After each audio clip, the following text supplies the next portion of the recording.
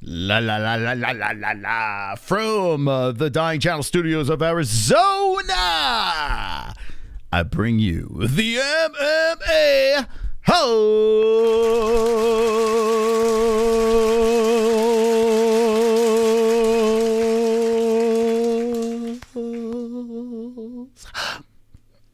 Wonderful, wonderful. Welcome. We're live. Talking about a lot of stuff tonight. This weekend has been very exciting and entertaining, and there are so many stories to get to. Next weekend, we got UFC 285 with Jon Jones returning, but fighting at heavyweight against Serial Gone. We'll be discussing that as well.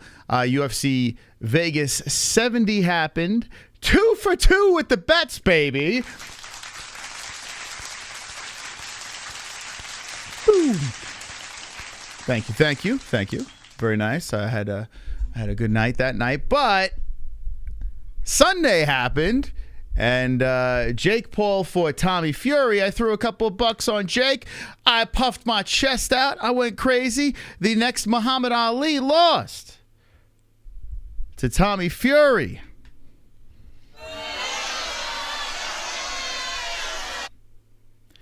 My picks actually have been fantastic. I was 2 for 2, and I did wonderful. Picks have been great. When I put my money where my mouth is. Now, Jake Paul betting on the celebrity boxing, YouTube boxing fiasco stuff. I don't give a crap if I win or lose with that stuff over there because it's a joke. It's fun playing with house money with that stuff. But when it comes to the UFC, that's where I put on my thinking cap and I put my crystal ball up and I go, let's get this done. I'll get it done next weekend as well, because that's what I do over here. The Jake Paul situation is very interesting. A lot of people were in our stream on Sunday. Let me know if you were in our live stream on Sunday. It was a good night. We had fun. We watched some boxing, and the card was weird. You know, like, it didn't make any sense.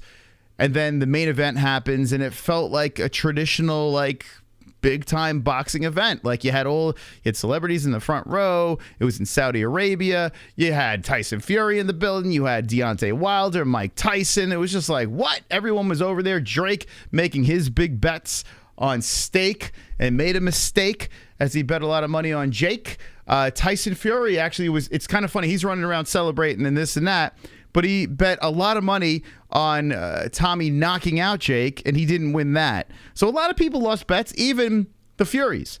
Now, all the credit in the world to Tommy Fury. Going into this fight, my big problem with picking Tommy was the tremendous amount of pressure on his shoulders, those big boulder shoulders of his. And he did a good job. He pretty much dominated Jake, in my opinion, on my scorecards over here, even though I had it 74-75 in favor of Tommy. The weird point deductions and I don't know, the knockdowns. I guess they were knockdowns. It is what it is. But still, it felt to me that Tommy had full control of that fight, and Jake was, as some say, exposed. Jake relies on that right hand, that power punch that he throws out there, arms down. He gets hit a lot. His chin held up nicely, but it just wasn't his night.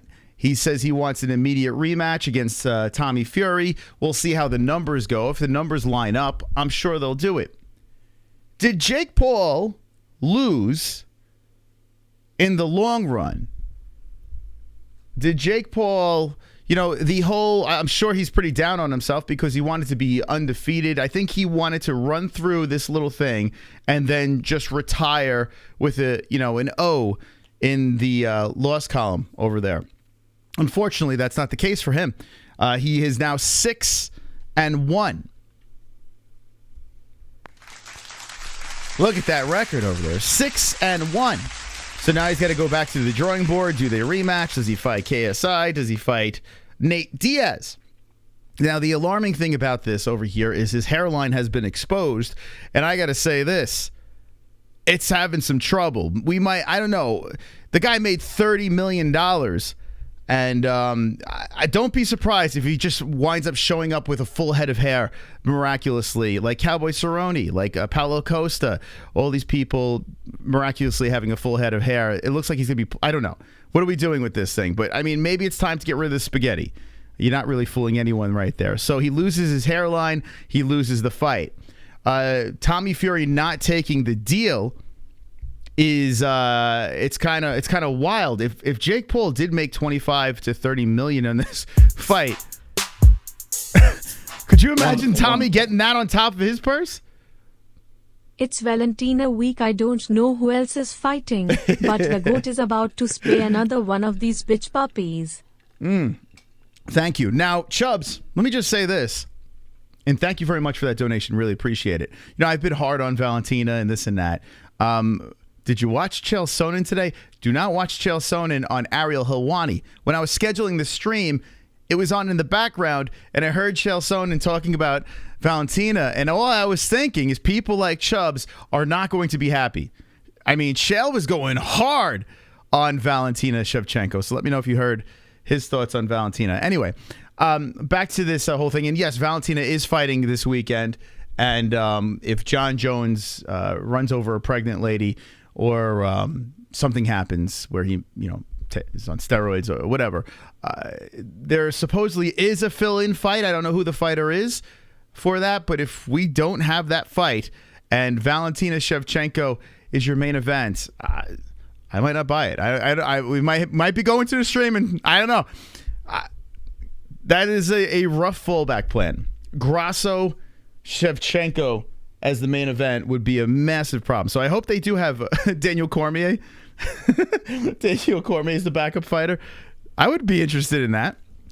That's not going to happen. Anyway, we'll talk about the UFC in a second. Let's get all this Jake Paul stuff out of the way because everyone wants to talk about Jake Paul. I mean, he's the big story, Jake Paul taking his first loss.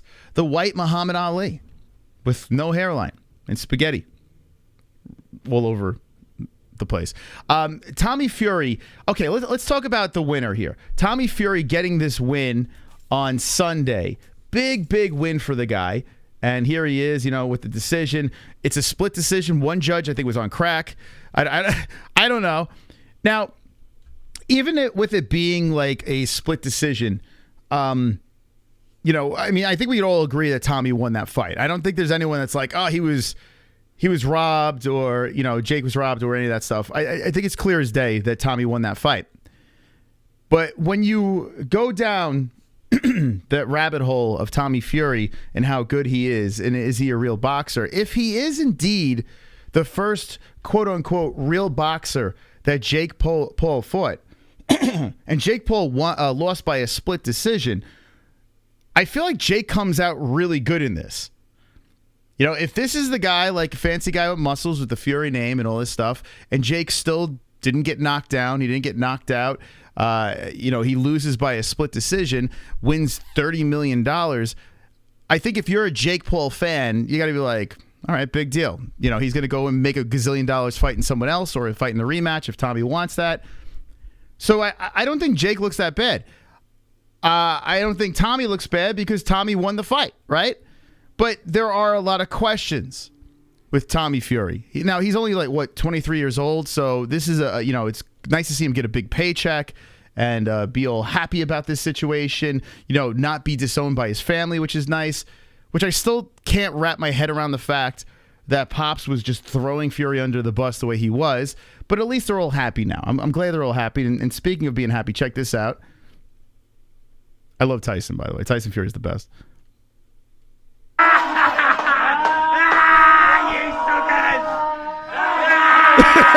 You idiot! You silly! Oh, God. How do you not love Tyson Fury? Tyson's the best.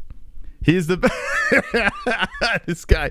You want to see it again? You want to see it again? Here we go. Here's their reaction after Jake gets the win. Tommy gets the win. Excuse me.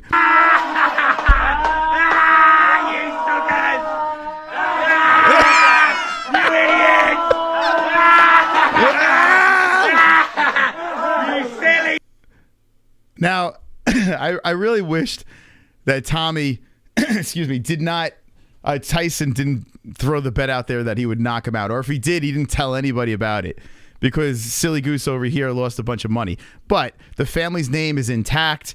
They don't have to worry about Jake Paul tarnishing it. So that worked out great for the Fury family, and Tommy got paid nicely. So Tommy Fury, there's a bunch of clips of him, meeting up with his wife and his kid, and he's a family man. He doesn't seem like a bad guy, Tommy. He really doesn't. So good for him on getting that win over there. Scrolling through some of this stuff over here, like here's Henry Cejudo's reaction. I guess he was going for Jake Paul. That's what we need. Henry's calling for the finish. Oh my God! What? I'm telling you, anyone that does fight reactions, stop. Just stop. There's a reason why we're so good at what we do. Just cut it out. There's just so many people that try to do fight companions, watch parties. You're just not the MMA-Holes. What are we doing here? You blow my fucking eardrums out. Yes! Hell yeah! Jake Paul with the knockdown. They're celebrating Jake Paul with the knockdown. Now listen, I did about 4 hours before the fight of razzing my audience with Jake Paul's the next Muhammad Ali, Jake Paul's this, Jake Paul's that, just razzing. So if anyone should have been excited for the Jake Paul knockdown, it should have been me. This wasn't me. I knew Jake lost this fucking fight. I knew they're reacting. Dude, are you kidding me? Jake Paul with the knockdown. Jake Paul with the knockdown in the last round. Go get him. Let's go, Jake. That's 10-8. Let's go. Now keep your hands up. Come on, Tommy. Wow, they're really feeling it. They're really feeling Jake, man. The big comeback is coming in the 8th round. Paul might adjust. Tommy has to come finish this fight. Tommy has to come finish this fight. I think he goes Fury. I told you. Oh, damn, wifey. Well, wifey learned English. Good for her. We said it. Why are they shocked? I told you. It's bad when your fucking wife, who probably doesn't even watch any of this shit, like, what is going on here? What is the disappointment? He clearly lost. I was rooting for Jake. He lost, guys. Like, what are we doing? What? A robbery? No. Robbery. Dude, what? Like, say what you will about Mystic Moss being wrong about Jake Paul winning. That's fine. It's fine. I lost on the circus fight. It is what it is. I'll take it on the chin. Beat me up about it. It's fine. I don't care. But at least when Jake Paul was fighting Tommy Fury, I wasn't delusional and giving you the wrong information. I wasn't saying, oh my God, Jake, here it is. This is the moment. Jake's going to win this thing. I was like, damn, this dude's he's losing. There's no way Jake is going to, like, Jake needs a knockout. Now. Immediately.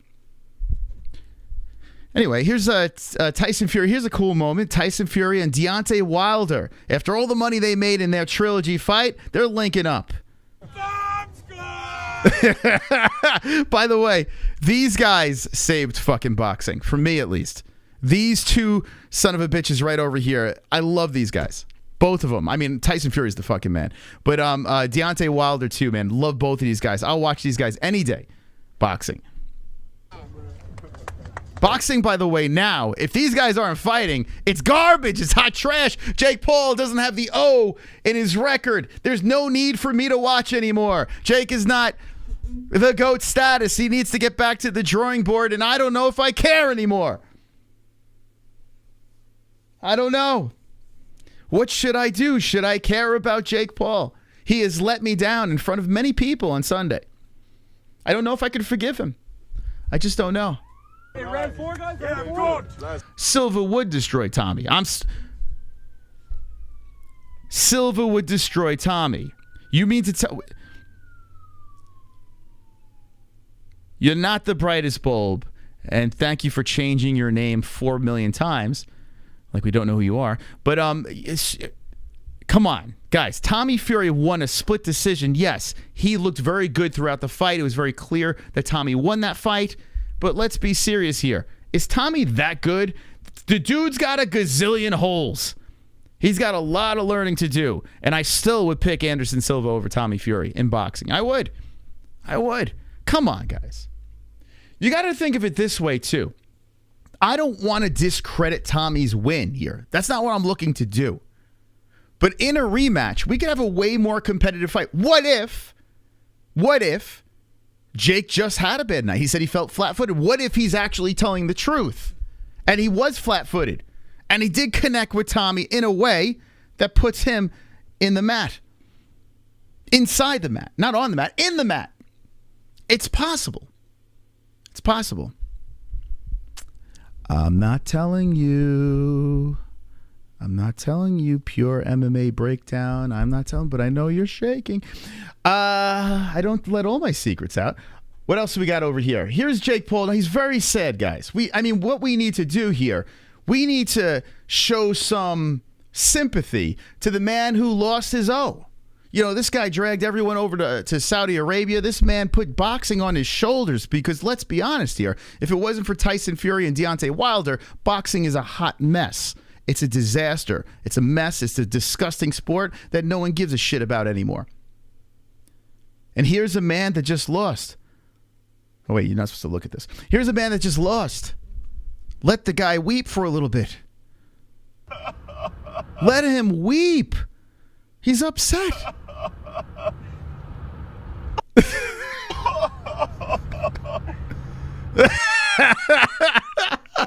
So here's Jake after the fight. When you lost but made $30 million. $30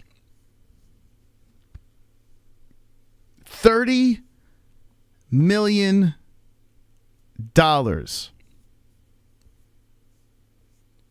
Guys, we can dance on his grave after this loss. We can go nuts. We can be like, oh, Jake is a fool. He's exposed. Fight a real boxer.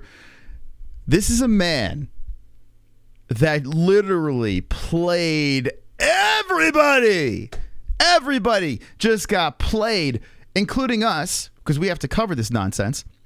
Everyone got played. The I want to see Jake Paul lose crowd, the I want to see Jake Paul win crowd. Everybody got played. He dragged us all along for the ride and made $1 gazillion. This guy, in his 7th fight as a professional boxer, in his first fight of actually fighting a real boxer, made $30 million.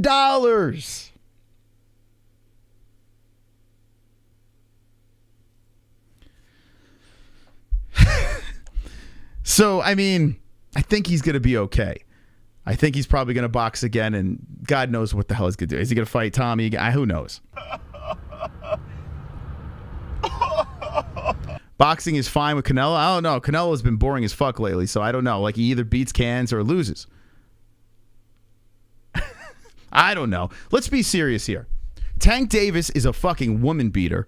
So if you ever supported a guy like that, you're a piece of shit, and I don't even want to talk to you. Tank Davis is literally a lowlife, and he has a big fight against Ryan Garcia. Okay, that's coming up. Ryan Garcia was on Brendan Schaub's fight companion, and Brendan Schaub was eyeing him up and down like he was a piece of meat. By the way, I'm digging the fighter in the Kid Reddit. I'm team homeless cat. I'm liking those people over there. I'm liking them. I don't know. Go over to the fighter in the Kid Reddit. You'll see what I'm saying. They were fucking hilarious. Anyway, and shout out to Big Gay Lion. Love that guy. Anyway, the Tank Davis is just like, if that's the guy that you're going to throw in a list of why boxing is good right now, I don't know I don't care how good that guy is. What are we doing? Why are we watching this dude? The guy literally just got arrested again for fucking beating the shit out of a woman. Like, I don't know what's going on. And he probably will beat Garcia because Garcia looks like a woman. So he probably will. I don't know. Boxing's not good right now. Now, if you're a big boxing fan, fine. It's okay. You could love that sport. That's your thing. It's good. But I'm not. I'm a UFC fan. And going over from the UFC to boxing, it's like night and day for me. That's for me. Maybe for you with boxing going over to the UFC, you don't like that product. That's fine. I have no problem with that. But to me, it's dead. It's not even close. When I was a kid and I used to watch Mike Tyson back in the day, that's when boxing was good. When I watched Deontay Wilder versus Tyson Fury, that trilogy that happened, that was amazing, and that wasn't that long ago. That was great. But everything else is nonsense. It's just fluff, one fight. And if that one fight sucks that everyone paid the $100 for at the top of the card, you all got fucked in the ass. Everyone bent over, spread cheeks right in the cornhole. It's ridiculous. So Jake Paul comes out here. He starts fighting. He becomes the novelty act. He becomes a sideshow. He saved fucking boxing. He did. The dude made $30 million. $30 million in his 7th fight, his first fight against a real boxer. That is incredible. And what he is doing right now is he's opening the door for guys to get paid, right? Maybe not the best fighters out there, but still they're going to get paid too. Everyone that's out there that markets himself correctly is going to get paid. And good for that. Is this Jake Paul the real deal? Well, we still have more to learn. The dude's only, 26, 27 years old? I don't know how old he is. 26? How old is Jake? I have no idea. Shh, pure. Shh. No more caps locks. No more. How old is Jake Paul? Like mid-20s, somewhere around there? So listen, this kid, he could stop tomorrow and be just fine. He just made 30 mil, right? He could do his other ventures and make all this money and do this stuff. He's not going to stop because this kid clearly enjoys the game. He likes boxing. He still has something to prove in his own mind, right? So, okay, we'll see who he fights. Let me know in the chat. He looks 46. Well, I can't argue that. I mean, the hairline could be a problem. Listen, I'm going to be 46 March 8th. Birthday presents addressed down below. My hairline's still hanging. It's still hanging in there. It might be receding a little bit. But I mean, right now it should be gone. So I'm playing with house money right now. Jake Paul, not so much. Half my age. And my man is he's hanging in there. He's hanging in there. So I feel like, yeah, you made $30 million. But who really won, Jake Paul? Me.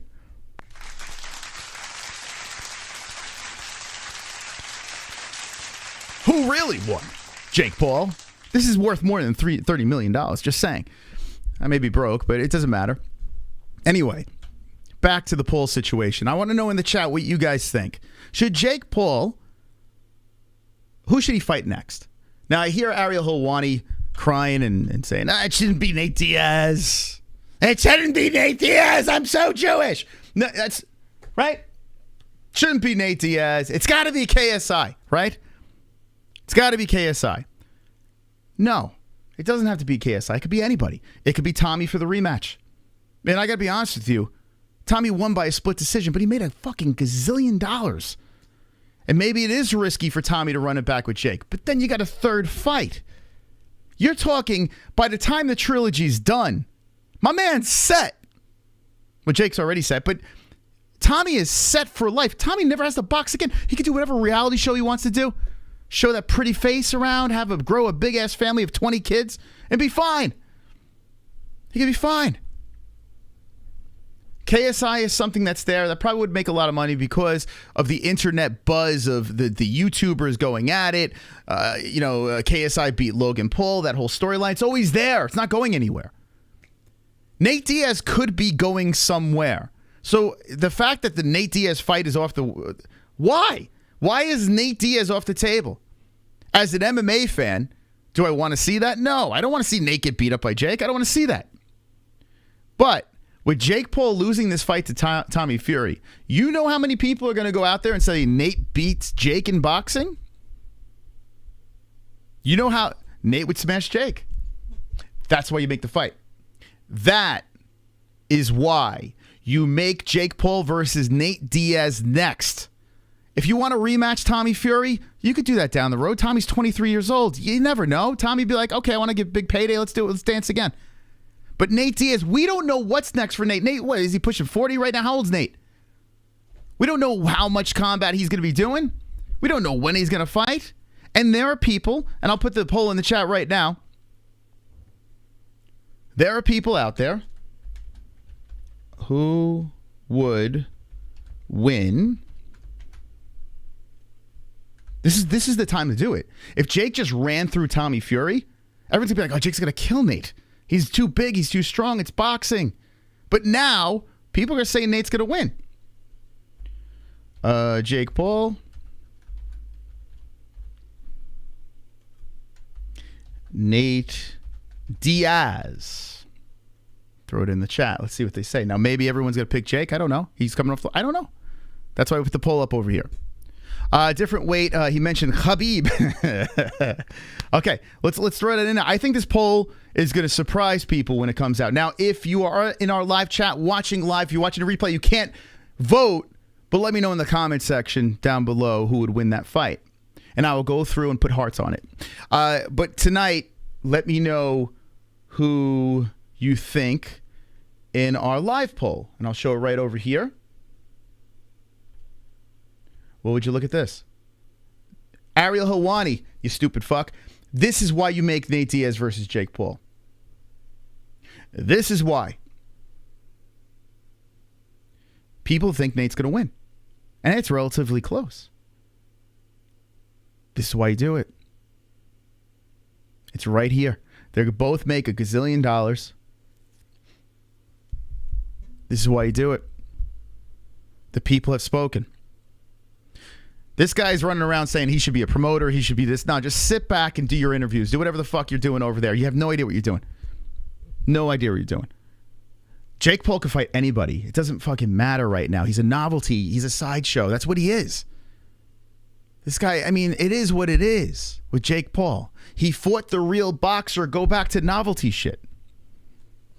Go back to it. 61% of our community, now 59%, we'll keep these votes coming in, are saying Nate Diaz wins. I think you guys are on crack. Boxing. I'm not talking about MMA. Boxing. Now, maybe I should have made that more clear. Maybe I should have made it more clear in the poll. Maybe people are thinking, but I'm talking boxing if you're voting. 59% Nate, 40% Jake. We'll let this thing sit there. We'll let it simmer. But that's fascinating to me. That really is fascinating to me. If it was lopsided in favor of Jake because it's the game he's playing, Jake's the bigger guy, he's got the right hand, blah, blah, blah, they're not going to make that fight because no one's going to pay for it, no one's going to watch it. But if you have a poll where the majority is in favor of Nate Diaz, you make that fight. You make it. Let's see the reasoning here. His conditioning is two in way better. Mike Perry and Dylan Dennis have the script for the fight. Yeah, they switched that script really quick. I personally think, this is my opinion, I think that they released the script. I think their people threw it out there so more people would talk about this. I think it was a complete work, not the fight. I believe all of these novelty fights, honestly, from what I've seen now, that one Tyron Woodley fight did look a little sketch, the way he got knocked out. But my man got clocked. He got clocked. So I'm still going to go with this is real. Who cares? Jake wants to prove something. Beat a real boxer. See, that's it. Beat a real boxer, but he can't. So, Alan, I appreciate your thoughts in the chat and keep on commenting away. But that's what Jake wants. He wants people to say beat a real boxer. That is what he wants. He is putting on a show, and if he keeps on winning, he can keep the smoke and mirrors up, right? He can keep the fiasco going, right? And who knows, maybe the logic is this. Maybe he gets good enough where all this crazy talk turns into something real. I'm sure that's there. Like, I think Jake is taking this very serious. That's the plan. That is the plan. You put people in front of you should beat. You up the ante every time to sell the pay-per-views, right? I'm very curious to see what these pay-per-view buys are for ESPN. Very, very curious. Hopefully it gets released soon. I was looking before we went live. There was like speculation and crazy numbers that Bob Arum was throwing out there. And I mean, we'll see. We'll see what the numbers are. But if they are big numbers, it's working. It's all working. I think the whole beat a real boxer thing, I think the people that are saying that don't realize that that's what they want you to say. That's the plan. Like, you're literally falling right into the trap of what they want you to do, because you need a level of people saying Jake's the GOAT, and then you need the people saying beat a real boxer, he sucks, he's this, he's that. When he beat Anderson Silva, a little piece of my heart died. I'm not going to lie, man. It still hurts when he beat Anderson Silva. It bothers me. And I'm not going to make the excuse Anderson was 50. You know, it's in boxing, not MMA. If it went over to MMA, it hurts. You know, it hurt me. But I moved on. And I embraced the circus that is Jake Paul. He loses this fight. He didn't look very good. And I got to be honest with you, if he fights again and if it's an interesting matchup, if it's Nate Diaz, I got to be honest with you, I'd rather see Nate Diaz versus Jake just as a spectator. As an MMA fan, I don't want to see it. But as a spectator, if I'm gonna think about paying for a pay-per-view, I promise you, I'm not buying Jake Paul versus KSI. I'm not buying that. I'll find another way. But if it's Nate Diaz, even though I think Jake's going to win, I'm buying that. You know, that's just how I feel over here. Let's get to some alerts over here. Thank you for the donations. Keep them coming, baby. Wonderful, wonderful. Chubbs. Chael just wants to make Valentina into a WWE fighter. Valentina isn't interested in being the character that Chael was. He can be the WWE champion because he never was anything else. Oh, snap. Shots fired from Chubbs in honor of Valentina Shevchenko. Thank you, Chubbs. Wonderful, wonderful. That Fury laugh has to be a new soundbite when laughing at idiots on stream. We think MMA fighters had pressure versus Jake. Tommy Fury had the legacy of boxing on his shoulder, sweating bullets. Yeah, there was so much pressure for Fury, and to overcome all those obstacles, very impressive for Tommy. I got to say that. I still have my questions about Tommy Fury as an actual boxer. Like, do we take him serious? No, we don't take him serious now, but he got over this massive mountain, massive pressure. I honestly think Tommy Fury shouldn't try to be a real boxer. I think he should stay in this lane. I think Tommy's a celebrity now, right? He did his reality show. He's already matched up with the Furies. He's got the name. Stay a celebrity. Box people that are personalities, big mouths. I think you should stay there, because the minute you start going into that real boxing world and you start getting whooped by real boxers, that all falls apart. You know what I'm saying? That's what I think, at least. But who knows what Tommy's going to do. That's not a bad idea.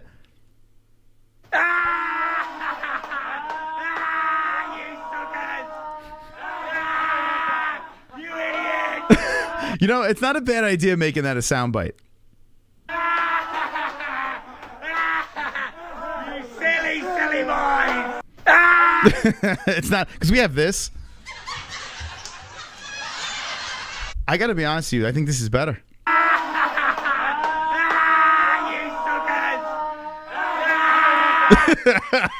The video makes it even better. One's in the chat if we should change the soundbite to this.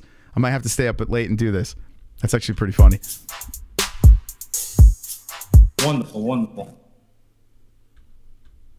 So anyway, UFC 285 is this week, and it's not a clown show of nobody YouTubers whose names I don't even know. Thank God, right? 285 is this weekend. I can't wait. I'm very much looking forward to I know people hate Jon Jones and whatever. I'm still looking forward to his return.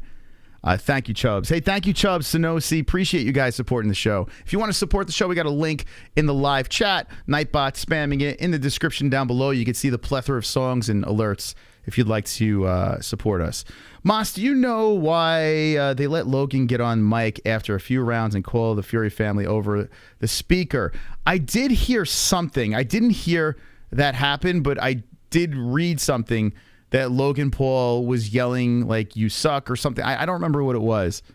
But if that did happen, Logan Paul, I said this before, he is the worst. Like, you think Jake's bad? I think Logan is like 20 times worse than Jake. He's insufferable. Like there's something about him that's just like, oh, I can't listen to this fucking guy. And he's got his own podcast and this and that.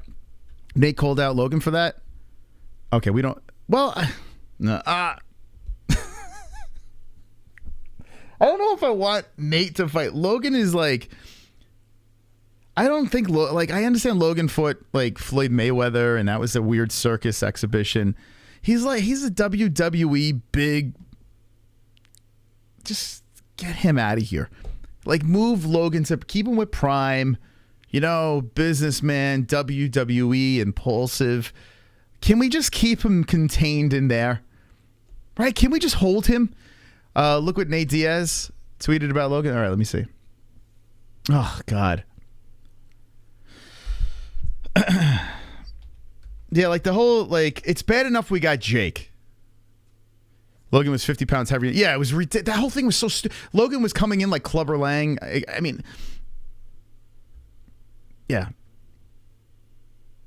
Bro, and you gassing out. You what is this? I mean, if you can hear me, you a bro, and you gassing out. So Jake was in the corner, and Logan. They gave Logan the mic. You a hope you're a family of This fight ain't over, boy. What the fuck? You hit puberty, bro? I mean, if you can hear me, you a bro, and you gassing out.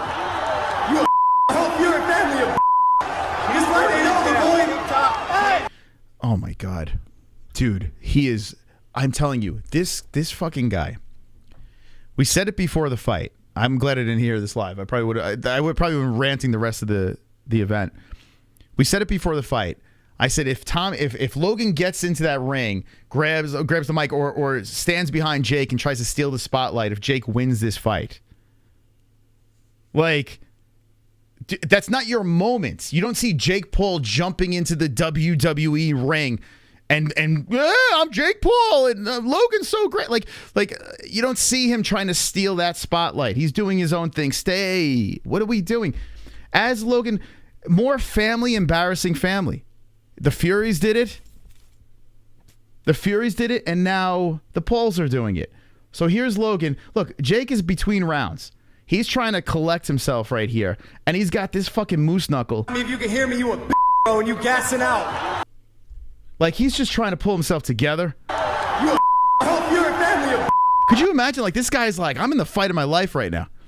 And I got my knucklehead brother screaming, voice cracking, acting like a moron. This fight ain't over, boy. This fight ain't over, boy. Oh, my God. Dude, Logan Paul is like, I swear to God, man, like, the worst. I'm never drinking Prime. I don't care if they try to sponsor us. That's it. I am never drinking Prime. I wanted to try it the other day. When we were in the Grand Canyon, I was like, I see Prime over there. I want to see what this tastes like. No way. I am not touching that until Logan Paul apologizes to me. Apologize, Logan, for your actions. This guy needs his ass beat. And who let the spoiled bitch yell obnoxious shit during the fight? Thank you. Thank you. Thank you very much, Nate. Thank you. Dude, what is going on? I mean, it adds to the circus that was Sunday, so I guess I get it. Dude, what boxing fight have you ever seen where someone, a family member in the crowd, is talking shit to the opponent on a microphone? I just saw this now. This is like the first time. So thank you, Sean, for bringing that up. If there's anything else you want me to talk about that I missed, feel free to tell me in the chat. This is a hidden gem that I completely missed. I mean, if you can hear me, you a bro, and you gassing out. You a bitch, bro. You gassing out.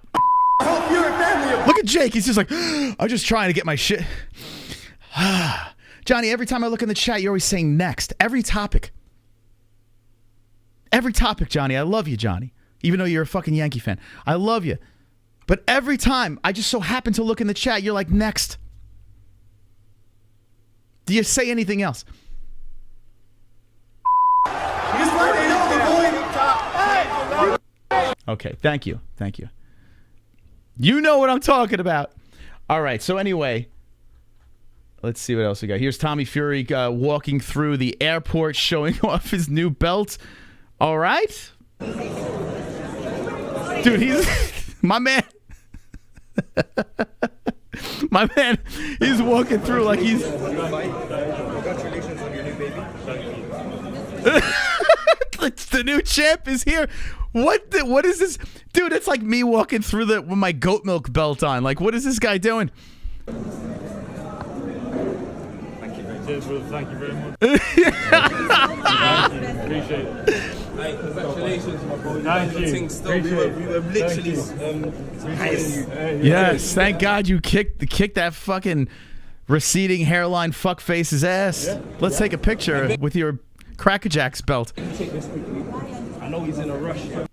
Dude, the dude's walking through. I mean, you couldn't throw it in the bag. You had to strut through the airport with that thing.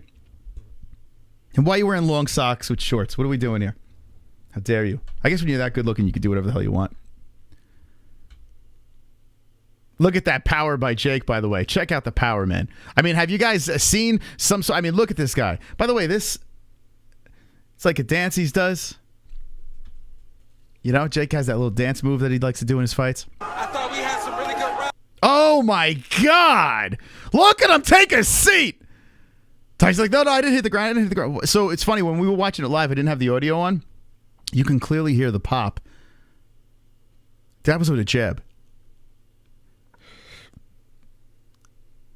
It's a WBC belt. For what? What's the belt? What's the purpose? What is he a champ? What is the belt? It's a WBC belt. So it's a BMF belt, is what you're saying. Listen, I thought he lost his balance too when I watched it live. But listen. Oh, hold on a sec. We had some really good rounds. You could hear the pop. We had some really good rounds. You hear that pop? Dude, right on the fucking kisser. So he did drop him there. So I will give it that. When I watched it live, I thought he slipped. I did. Got good balance though. He got popped. He's like, no, I'm good, bro. I'm good. He didn't get knocked out or anything like that. This is not like, a moral victory with the knockdown. But Jake, hit him with a fucking jab and the dude went flying. So, Jake has power. He just, it's got to get back to the drawing board. I do think, though, if they rematch, I do feel, this is just a hunch over here, I do feel that if they do run this back, it's going to be a lot closer. I do. He was off balance? Okay. Did you guys hear the crack? Maybe you can't hear it good on the stream. So, he was off balance because of fucking jab. Dude, listen, when I watched it live, I agree. But just watching it now and watching it on the replays, listen, I was wrong. He dropped him. He did. Like, now, listen, I'm not saying that fucking, this was the turning point. I'm not acting like Henry Cejudo, like, oh my God, here we go. Dude, he hit him with a jab and my man went fucking flying. It's what happened. And Roberto's a boxing guy. He knows what's up. Listen, it's a legit punch. It is. In the 8th round. 8th round. 2 times. Listen, the kid's got power. He's got cardio. He's got a chin. Yes. It's the truth. It's the God's honest truth here. He does have that. But is he a great boxer? No, he's not a great boxer. When I was running around saying he's the next Muhammad Ali, the shit people were saying in the chat, I'm going to keep saying it, right? You do know this, right? This is Muhammad Ali right here.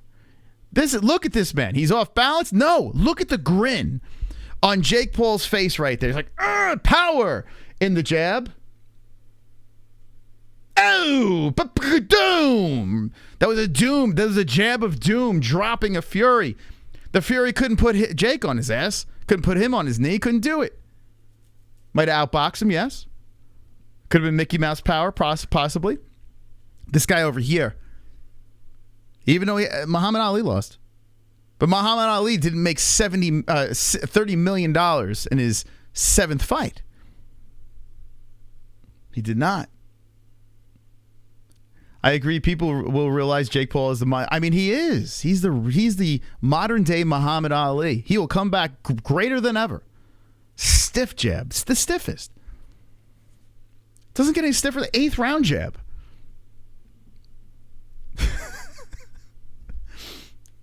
Right? Mike Davis, UFC fighter in the chat. He knows what's up. 8th round. Mike Davis, have you ever been in the 8th round, throw a stiff jab, drop a Fury? Look at that. Come on, guys. Pull it together. This guy's Muhammad Ali right over here. He is. Got to get on the train after he beats up Nate Diaz and KSI and rematches the Fury, rights the wrongs. Everyone's going to be on the Jake train.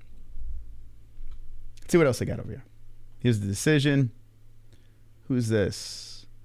The moment Molly May Hague, who couldn't watch, was told that Tommy Fury has beat Jake Paul by her sister. Okay. Who's Molly May Hague? Is that his wife? Tommy. Tommy!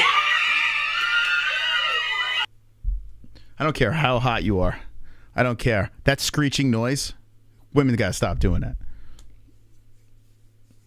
Have no hate towards anyone, but I know skill, and both of those fighters have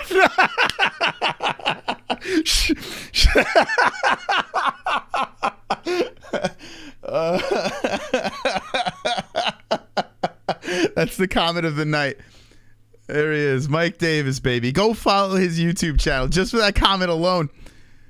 That is beautiful. You got to come back on for that. By the way, Jordan Leavitt's coming on again Wednesday night after I screamed like a little girl for Jordan Leavitt's win. Anyway, let's get back to these girls yelling and screaming. Nipple? What a kind of room. Dude, what is this? Dude, like, this is money. Imagine having this money. Look at what. Let's check out what's going on in here. Like, what kind of posters we got? Is that Marilyn Monroe? But like this is like, look at the lights up top. That couch. That couch is probably worth more than my house. I would have my money on Beast Boy Davis on Jake Paul. I'm not gonna lie. You see that guy's physique? The dude is fucking shredded. Dude, what kind of? This gotta be Tommy's chick, right? Are you expecting Ali? They didn't even have 10 pro fights. Yeah, who is this girl? Is this his wife? This is Molly May Haig, who couldn't watch, was told that Tommy Fury had beaten Jake Paul by her sister. So whoever this chick, I guess that's his wife, I guess. I don't know. Baby mama? So was she the one on the reality show? Thank you, JJ. Thank you. I appreciate that. Checks in the mail. Man, just looking at the room, I'm like, what the fuck? Could you imagine what the rest of this house looks like? Oh, yeah, let's see. What the fuck? Is this a hotel? What is this? This gotta be a hotel. Dude, what is going on in this house? Is that a bedroom? Do they fuck after this? Like, what happens? Do they all... Where's the rest of the video? I might have to masturbate to this later. Jess, don't watch. And it's not to the girls, it's to the money in the room. I don't know why she isn't there. I have no idea. That's a good question. This is Jake after the fight. So the one thing I really don't like about... There's a bunch of things I can make fun of Jake about. But the reason why I'm not making fun of Jake that much is because there's so many people that hate him. And I kind of like that. But when Jake talks, like, he does this like this... Like, I don't know what the fuck he's doing when he's talking. Like, he talks like he's Will Smith in The Fresh Prince. Or, like it's like he's drawing. Let's see if he does it here. Well, shit. Didn't think I'd ever have to make one of these videos. Yeah, here we go. It's like, what are you pointing at? Who are you pointing at? Like, what? Okay, are you pointing at me? Shit happens, I guess. This is still the best job in the world. Thank you all for the support. This was an amazing event. And did you just dab? Like, he just fucking dabbed over there? Like, what? Like, he does this in all his videos. It happens, I guess. This is still the best job in the world. Thank you all for the support. This was an amazing event. And I'll be back. He'll be back. He'll be back. Do you think he cried? Here's Tommy Fury at 16. Dude, what did they feed this kid? Look at this video. Check this out. Pussy, he think he oh my god, what the hell kind of... You can't play music. So here's Tommy Fury at 16. Just yoked. Dude, what are they feeding this kid? They're injecting horse meat into him? What? Steroids for breakfast? What are they feeding this kid? By the way, hit the like button. I don't understand how there's 200 people in here. Almost 393 likes. Completely unacceptable.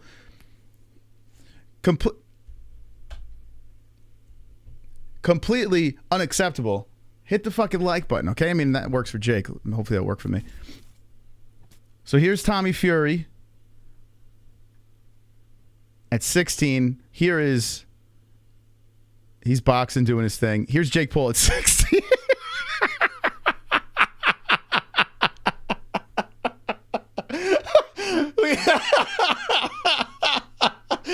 Oh my god, dude. Oh my god.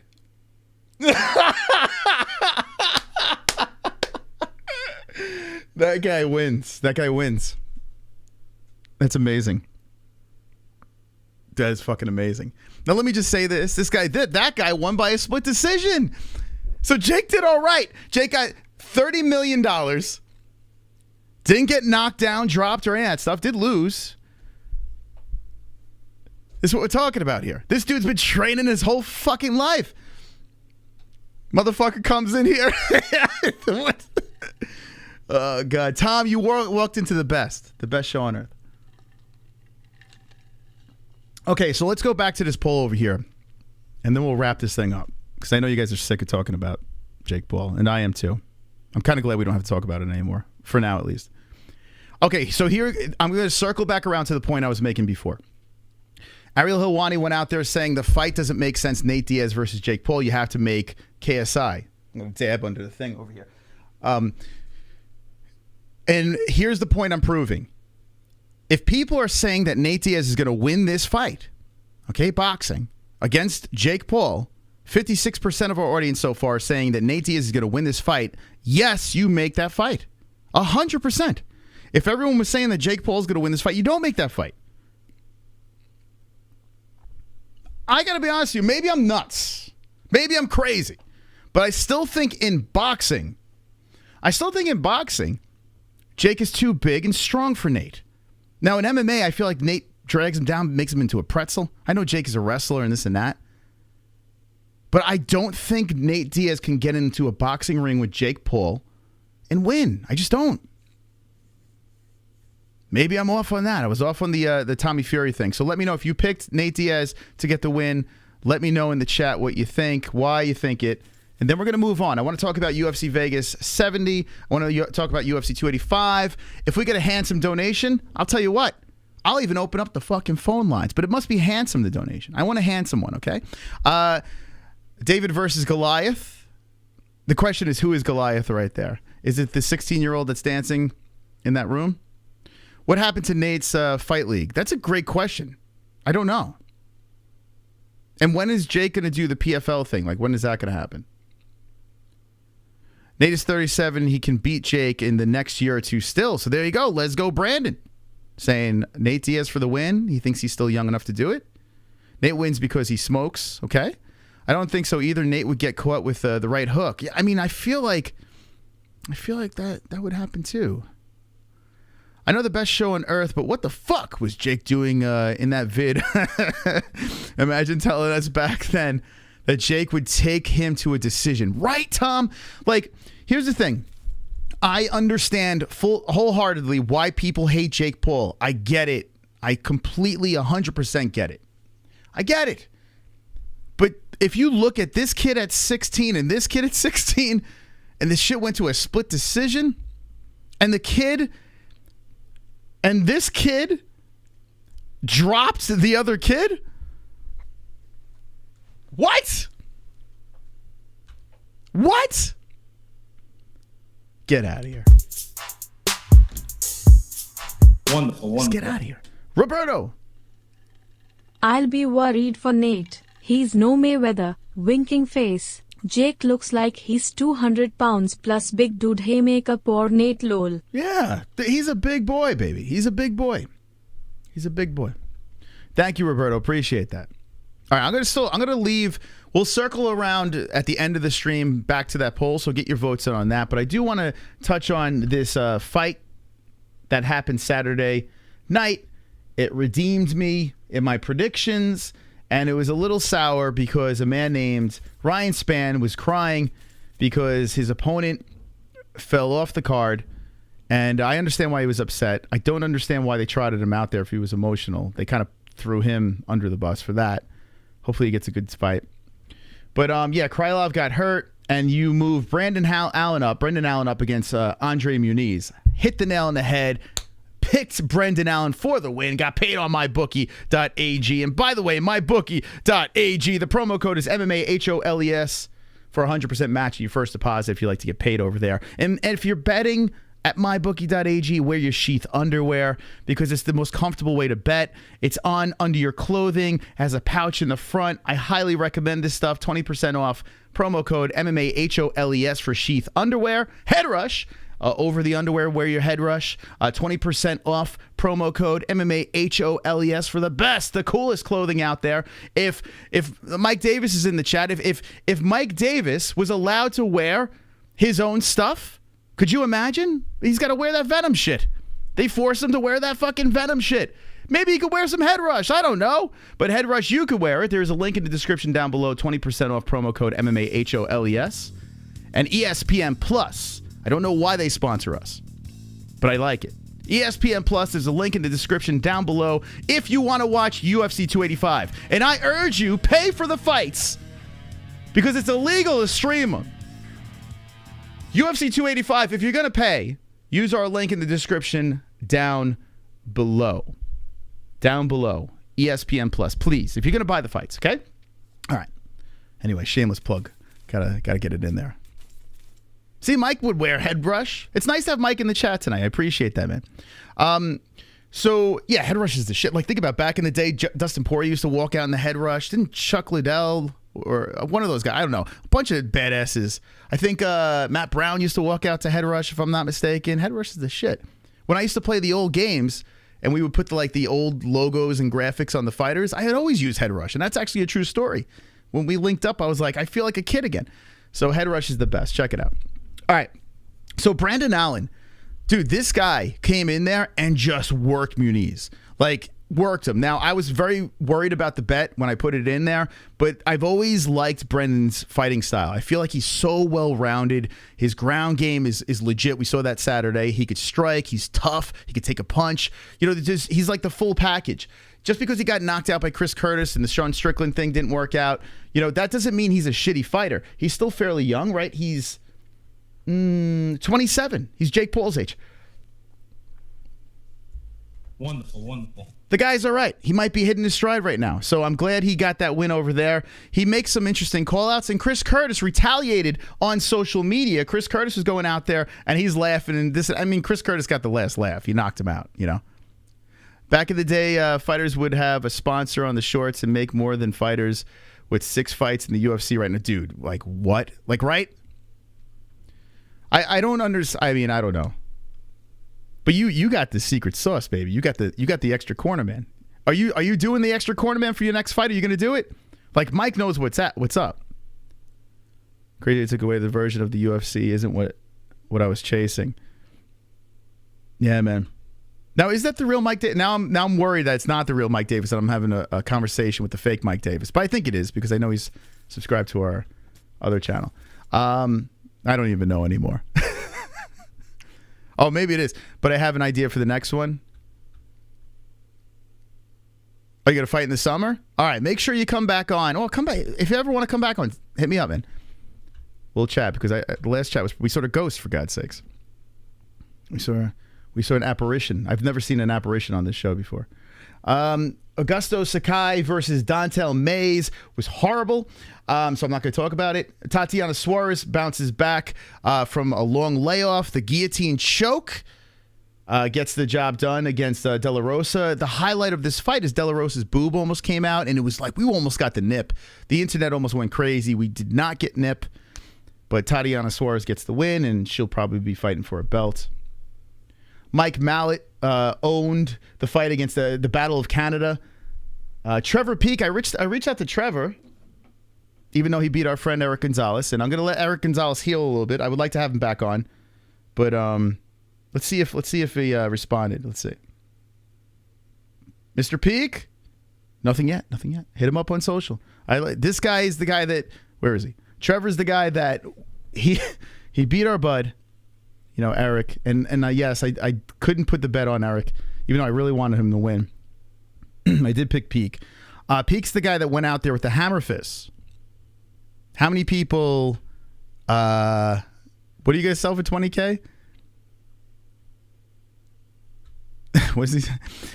He beat Gonzalez with those hammer fists. He came in there, and Gonzalez went on his social. Let's see. Hopefully it's still up. Let's see. He said he hit it like a truck. Where's Ghost Pepper? Here we go. This is why I hate stories, man. Like, they go away. I don't like that. Nah, it's not here anymore. All right, anyway. Yeah, so this dude, the internet erupted. Like, everyone went crazy over this kid. They were saying he was fighting like an angry toddler. Like, he was just going in there with, like, standing hammer fists. And he just ran through Mr. Ghost Pepper. It was tough to watch, but it was kind of hilarious at the same time.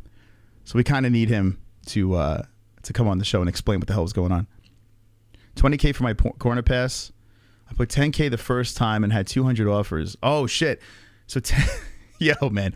So if you didn't see, by the way, after the stream, run back the Mike Davis interview. He did explain it on there. So $10K the first time, he had 200 offers to have an extra corner man come in, like a fan, just come in. And by the way, I think I followed that guy too. He seemed like a cool dude. So now he's saying $20K for a corner pass. But think about this. If you have the cash, it could be worth your while, right? Because you have a fight week where you're hanging out with your fighter over here. You're seeing all the behind scene stuff, and also you're rubbing elbows with the other freaking fighters. So if you have the cash, I could see why it's worth it. And from the $10K from the last one, it looked like a fucking crazy deal, man. And you're in the corner for the fight. Like, think about it. If I had the money, I would be all over that. I was only lucky enough to walk up with fighters in the regional scene, and that was cool. I couldn't imagine with the fucking UFC walking with you guys and then doing the fight week and all that stuff. Oh, Roberto. Yeah, we got a heavy hitter in the chat. But then if Roberto does that, he's our highest donator over here. We got to be careful. We might lose money. Roberto, I don't know, man. I don't know. But anyway, it is a good deal. It really is a good deal. It's pretty much a priceless opportunity. You know, you can't really put a number on it, right? So that's a pretty cool thing.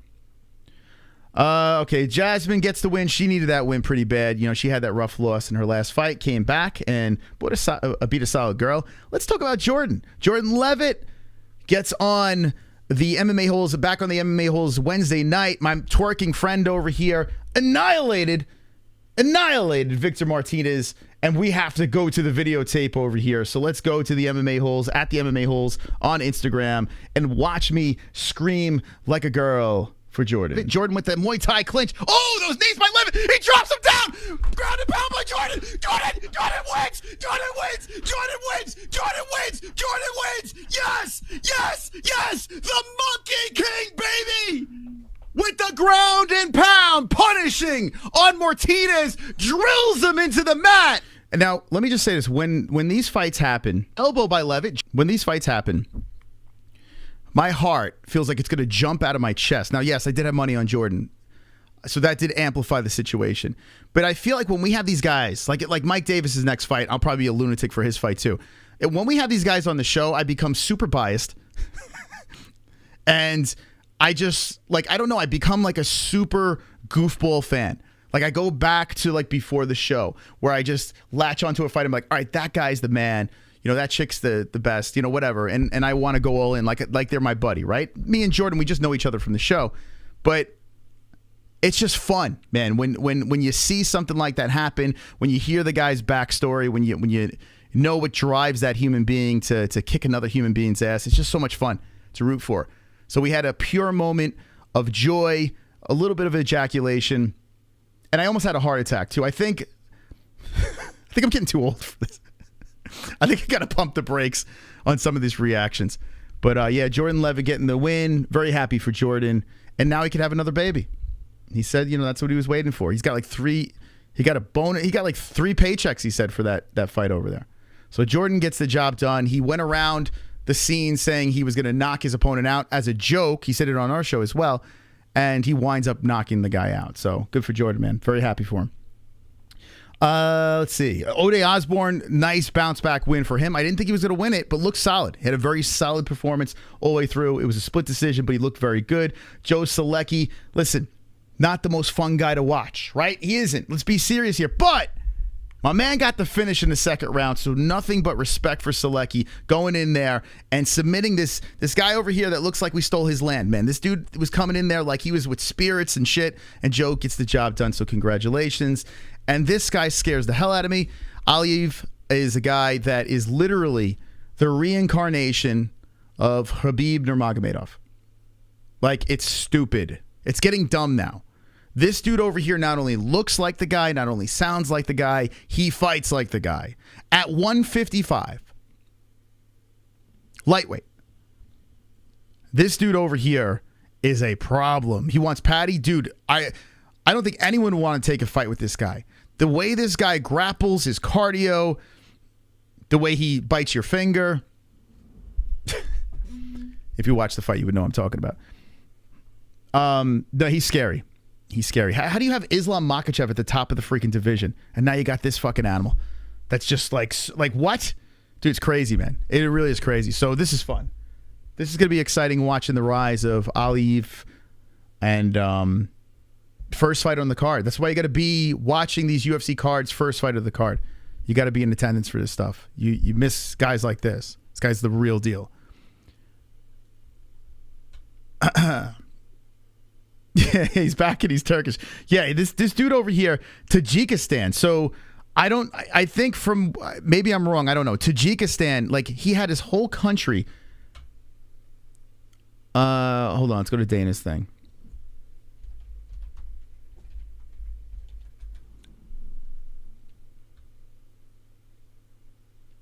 I think Dana had the video of, yeah, here it is. Look at this shit.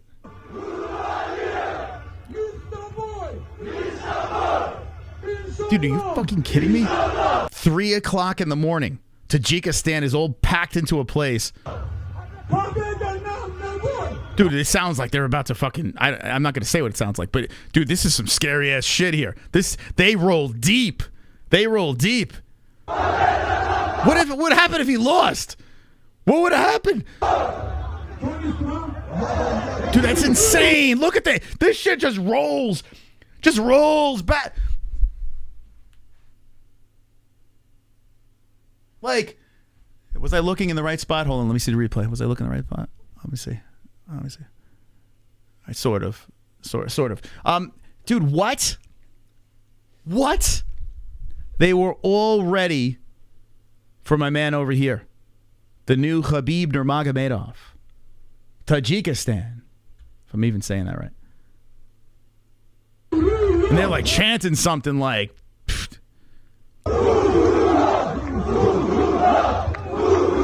Dude, what? And Dana White's like this. He's like, yes! Another country, yes! Dude, like, this is a freaking home run for the UFC. Just feed him in whatever can you could feed this guy. You know? Just don't move him up too quick. How old is he? He's 23. He's the same age as Tommy Fury. Dude, they're saying, let's go, Brandon. Dude, this guy, I'm excited to see what's next for this guy. I am. I really am. I'm digging the neck beards, man. These guys are wild. They're freaking wild. They're just all over the place. They're just different. But like if they would have lost, if he would have lost, what would they have rioted? That's how many people are there? Okay, anyway. Okay. We move on. Enough of that. Did you guys ever hear of a fighter called Jon Jones? Let me know in the chat if you've ever heard of this guy. He's fighting at heavyweight this weekend. I don't know. Have you ever heard of this dude? Jon Jones? Let me know in the chat. He's pretty decent. It's all right. He's got some skill. He's fighting Serial Gone. Have you ever heard? You didn't ever heard of him? 206 No? Vince No? You haven't heard of him? Let me know. Have you heard of Jon Jones? I mean, listen, there's a lot of new people. Jon Jones hasn't fought, and it's been, well, how long has it been? Since Dominic Reyes, 2020, February of 2020. Johnny Reparations Jones, I've heard of him once or twice. Okay, once or twice, okay. The guy who lost to Reyes, some say. Jesse says it. A fighter, I knew a guy in prison named Jon Jones. Yeah, he fights. He's going to be fighting this weekend. Is that Chandler Jones' brother? He is related to Chandler Jones, yes. Yes. He is known as the great Chandler Jones' brother. Cheater of the century, some say, yes. Although now the picogram thing is different. The rules are different. So in this time, like, as a UFC fighter, if there are any UFC fighters still in the chat, I would love to know what you think about that. The fact that all of a sudden, everything that Jon Jones was criticized of with the picograms and the microdosing. Now you apparently can do it? What? What? How does that work? So what he was caught cheating for cheating, now you can do it? I don't know. How does this work? Trevin Jones is on the card. Maybe they are twins. They're not twins. They have a very similar name, though. You know, I haven't really checked out the card much, so I'm going to check it out now. Let's see. Good to great fighter, but Jon Jones' personal life is a mess. Lost his title 4 or 5, and due to failing poster. Yeah, so listen. I'm going to tell you my story with Jon Jones. Now, Jon has been on the show twice. Two very weird experiences. The first experiences to the new people here. The first time Jon came on, both were through our buddy Devin Clark, who I fucking love. Devin, the brown bear. Clark is the man. We met Devin by accident, Jackson Wink. We were interviewing a McGregor wannabe that was dorming at Jackson Wink. I met him at Mayweather-McGregor's press tour. And he's like, bro, I want to be on the show. I'm like, bro, we're very new. We don't have guests, but we'll have you on. So come on the show. And it was a circus. And then Devin Clark comes on and he was like training and I don't even know I guess he was like very new in the UFC, or it might have been right after it was looking for a fighter. Maybe that's when Devin, anyway. So Devin came on. I wasn't very well versed in Devin Clark there, but I was just happy he was a UFC fighter. So I was like, yeah, come on, let's talk.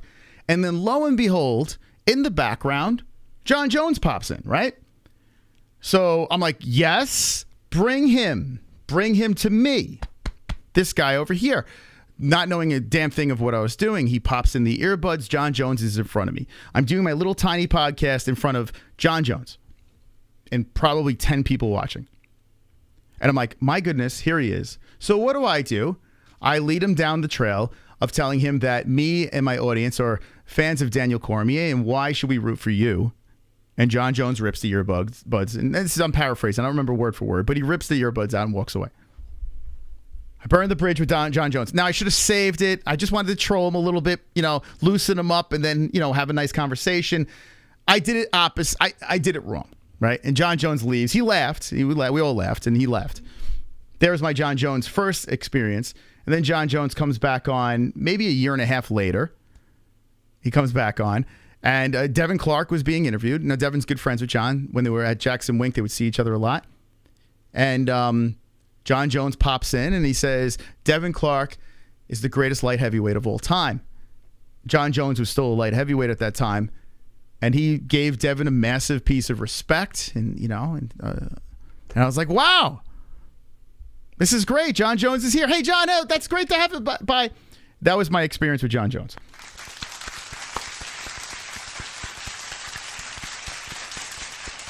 Now, Jon is a sensitive guy. Like, you've seen what he did with Luke Thomas. You've seen with Ariel Helwani. You've seen certain situations where Jon, like, if you ask one wrong question at one time, that you probably burn that bridge.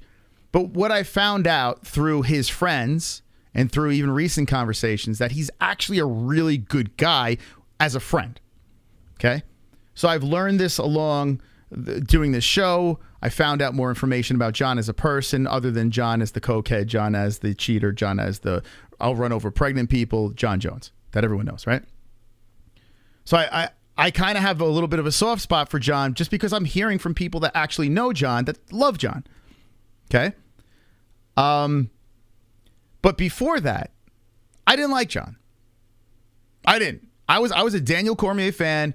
I didn't like the fact that he did all this shit outside of the cage. I just felt like, he was just too wrong. Everything was too wrong. Like, I can't root for this guy. I was at press conferences and, Daniel Cormier would hit the stage. Everyone would boo Cormier. And when Jon came out after he did horrible things, the crowd would be on their feet cheering.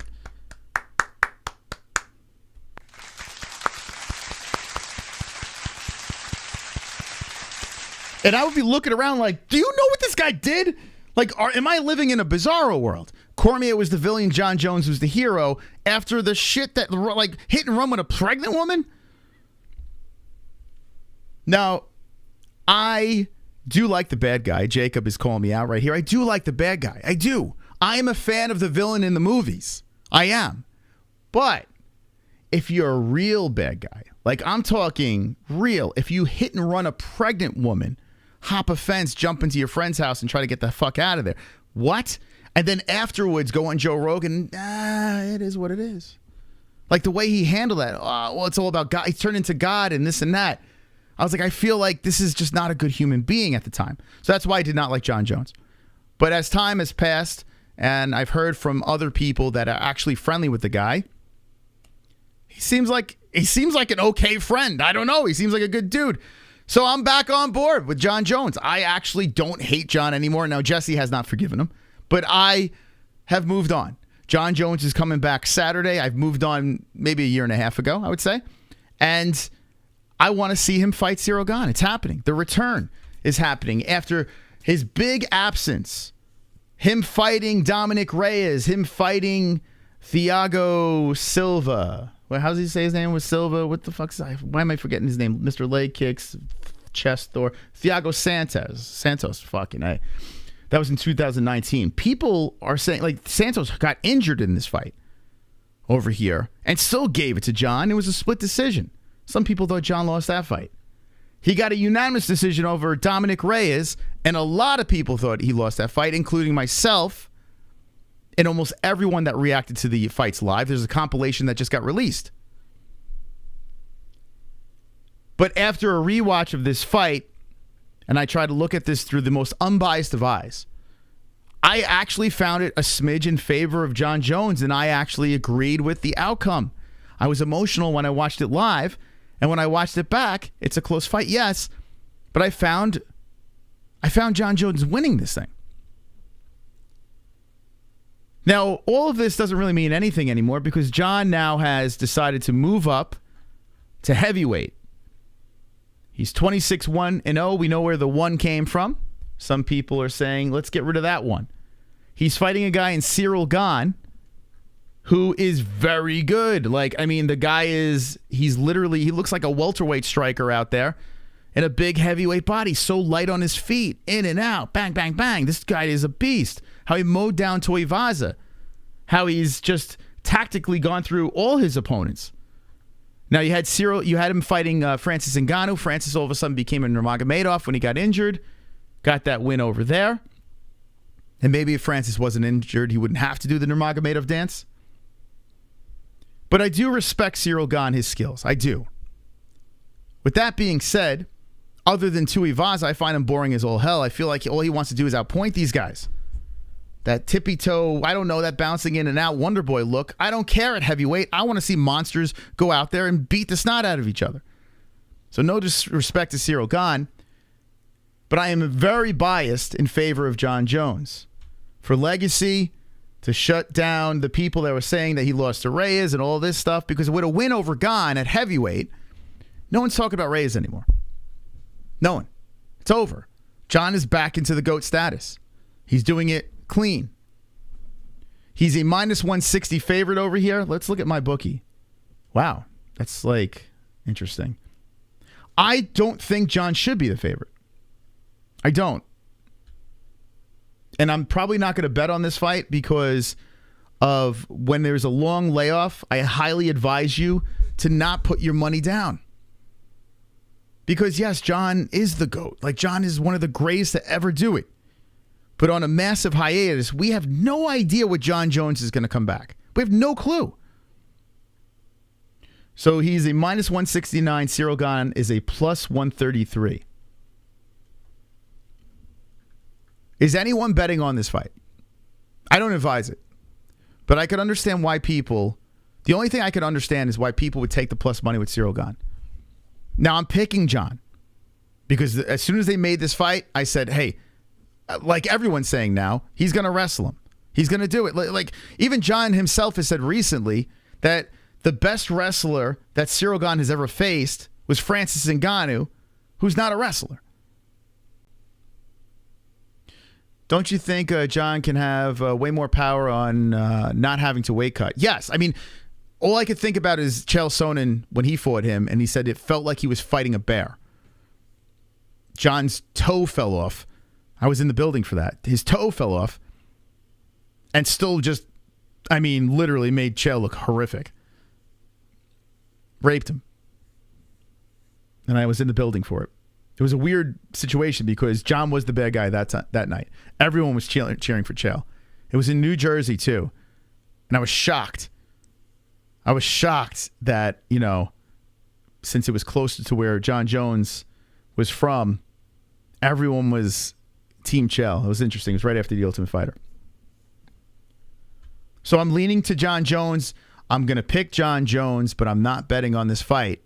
Who knows? Maybe I'll get information Thursday or Friday, the weigh-ins. Maybe I'll see something like, okay, I'm in. I know where I'm going to go. For sure, I'm going to bet on it. But right now, I don't advise it. I don't. And if you're going to bet, why not bet on Cyril? Guy knows how to win. He's a fucking dangerous striker. He's a big man. He is 6'4", so he's the same height as Jon. And he was 247. I'm very curious at what Jon's weighing at now. How much weight do you guys in the chat? What would you say? What do you think Jon's going to walk into the cage at? Very curious. I mean, it's not like Cyril's the heaviest heavyweight out there, 247. Who did train with Ward, but hold on. He did train with Ward, but sparring, not actual fighting. Nay is a walking punching bag. For a boxer or amateur boxer, Nay is slow. Wonderful, wonderful. Moss, I love you. I love you. Vishwana, thank you very much. Appreciate it. Thank you for donating. I love you as well. Very much. But what, so you're giving weights over here. What do you think? So we're seeing 260-ish, 240, 235, 245, 260. Wow. 258, 252, 245, 255, 260. But a good fat. Okay, let's look at Jon Jones's Instagram. Let's see what we got to work with here. I haven't been on his IG much, so I want to see if we got any information. What is he looking like? All right, Bones. What are you looking at? Like, the Beast is back. Damn, man. It's crazy. I didn't watch The Embedded. Did anyone watch The Embedded?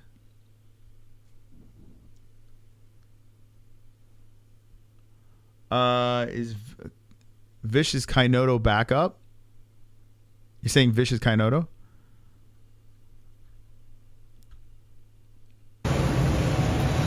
Go, Jon. Swim. Swim, Jon. Move. What are we watching here? He's underwater. He's over the water. Well, not yet. But he's having trouble getting that extra weight. Good. One deep breath. So what are we doing here? Dolphin tricks? Jon Jones. We should be doing goat tricks, not dolphin tricks. But looks like fun.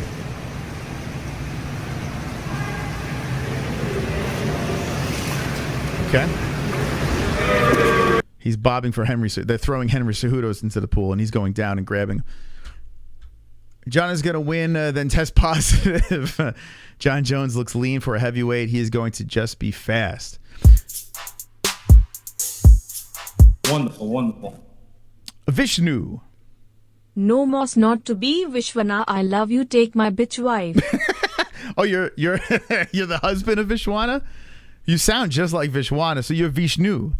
Vishnu. Thank you, Vishnu. My bitch. Thank you. What a donation. Thank you, man. Okay, let's see what else we got here. Jon loves shooting things too. It's like, get him, Jon. That's what happens when I shoot my load. That's the exact same sound. Sometimes I put tin cans across the room. Nice. 6.88. Did he just hit all the targets? That's pretty good, actually. That's pretty, but that's usually what it sounds like. I'm like the Zohan. I get out of bed with a big raging hard on, and I look across the can. There's a bunch of fucking cans right across, like beer cans, right? And I'm just like this. I practice, so like. Nice.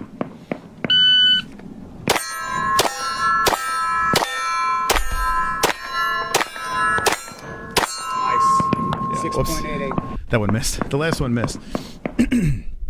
That's what I do at home. Anyway, that doesn't give us any information. 2 days ago. Here's him and the boys. Thankful to have completed yet another training camp. I made some great memories. Okay, great. Let's see. Let's see who's got in here.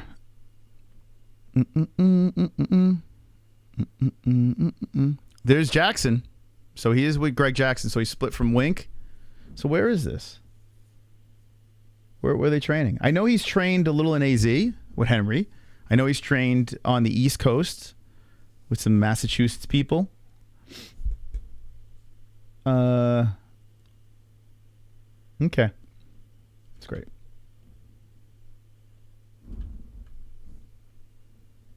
There he is. I tell you what, looks pretty fucking big there, but that doesn't... I mean... I wouldn't want to get hit by that. So here's 1 week ago. Yeah, he's filled out, man. He put some muscle on top. Curious what the legs are going to look like. Yeah, it's not really much to work with. Do we have any Jon Jones? What do we got here? Yeah, he looks like he's, I don't know, he looks like a dad now. He looks like he's going to pick up his kids. I think he's going to be scary, man. I do. I think he's going to get in there and he's going to be a scary human being. So he's the same height as Cyril Gahn. What's the reach at? Uh-oh. Vishnu coming in. Come on, Vishnu. Come on, get loud, MMA-Holes in the crowd. Come on, get loud, MMA-Holes in the crowd. God. MMA-Holes in the crowd. MMA-Holes in the crowd. MMA-Holes in the crowd. Okay, baby. What do we got? Vishwana is a whore, but I am now to be MMA-Hole. I am man, she's hoe. Thank you. Wow, Vishnu is not happy with Vishwana at all. Thank you for the $6 donation, my man. Let's go. That was very nice of you. I really appreciate that, Vishnu. I'm liking you. I might like you better than Vishwana. Someone in the chat said, is this it for Cody Garbrandt? I did see that in the chat.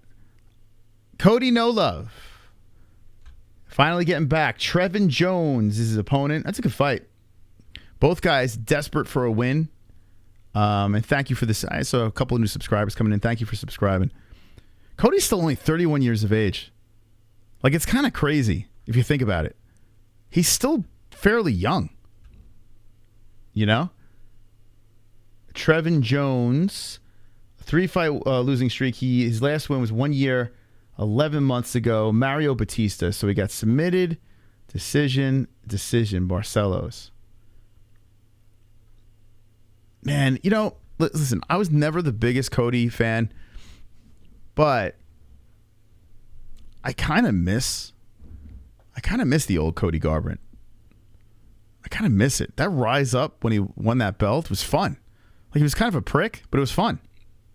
And now this, like, shell of himself version of Cody Garbrandt, like, I never really liked him. I never was, like, a huge fan of the guy, but I did enjoy his rise up. So there's like kind of a part of me that is rooting for him. But man, oh man, all those knockouts. Should be a good scrap though. Does anyone think this is it for Cody? I mean, listen, 31 years of age. He got knocked out by Cara France. Rob Font decision. He took a beating in that one too, I remember. I remember yelling, he has a chin. Suncia was the one where he knocked him out off the cage. Pedro Munoz knocked him out. And TJ, the snake in the grass. He'll do fine in BKFC. Yeah, 31 years of age. I mean, even if he leaves the UFC, you know, maybe he'll be like a novelty boxer or BKFC. I don't know if I want to see him in BKFC. All that freaking head trauma. And then he goes over to BKFC. Although that probably would be a good fit for him. Kevin, I said if we get a doozy, if a doozy dono comes... Whoa!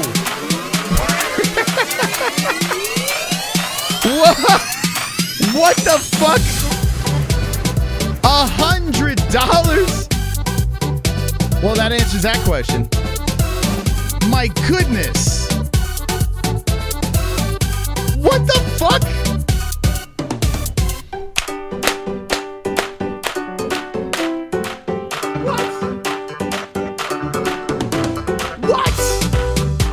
What?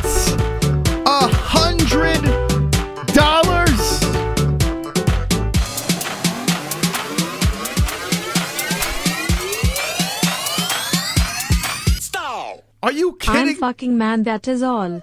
Also, I am to kill the Vishwana. Ladies and gentlemen, we're going to open up some phone lines, I guess. What? $100.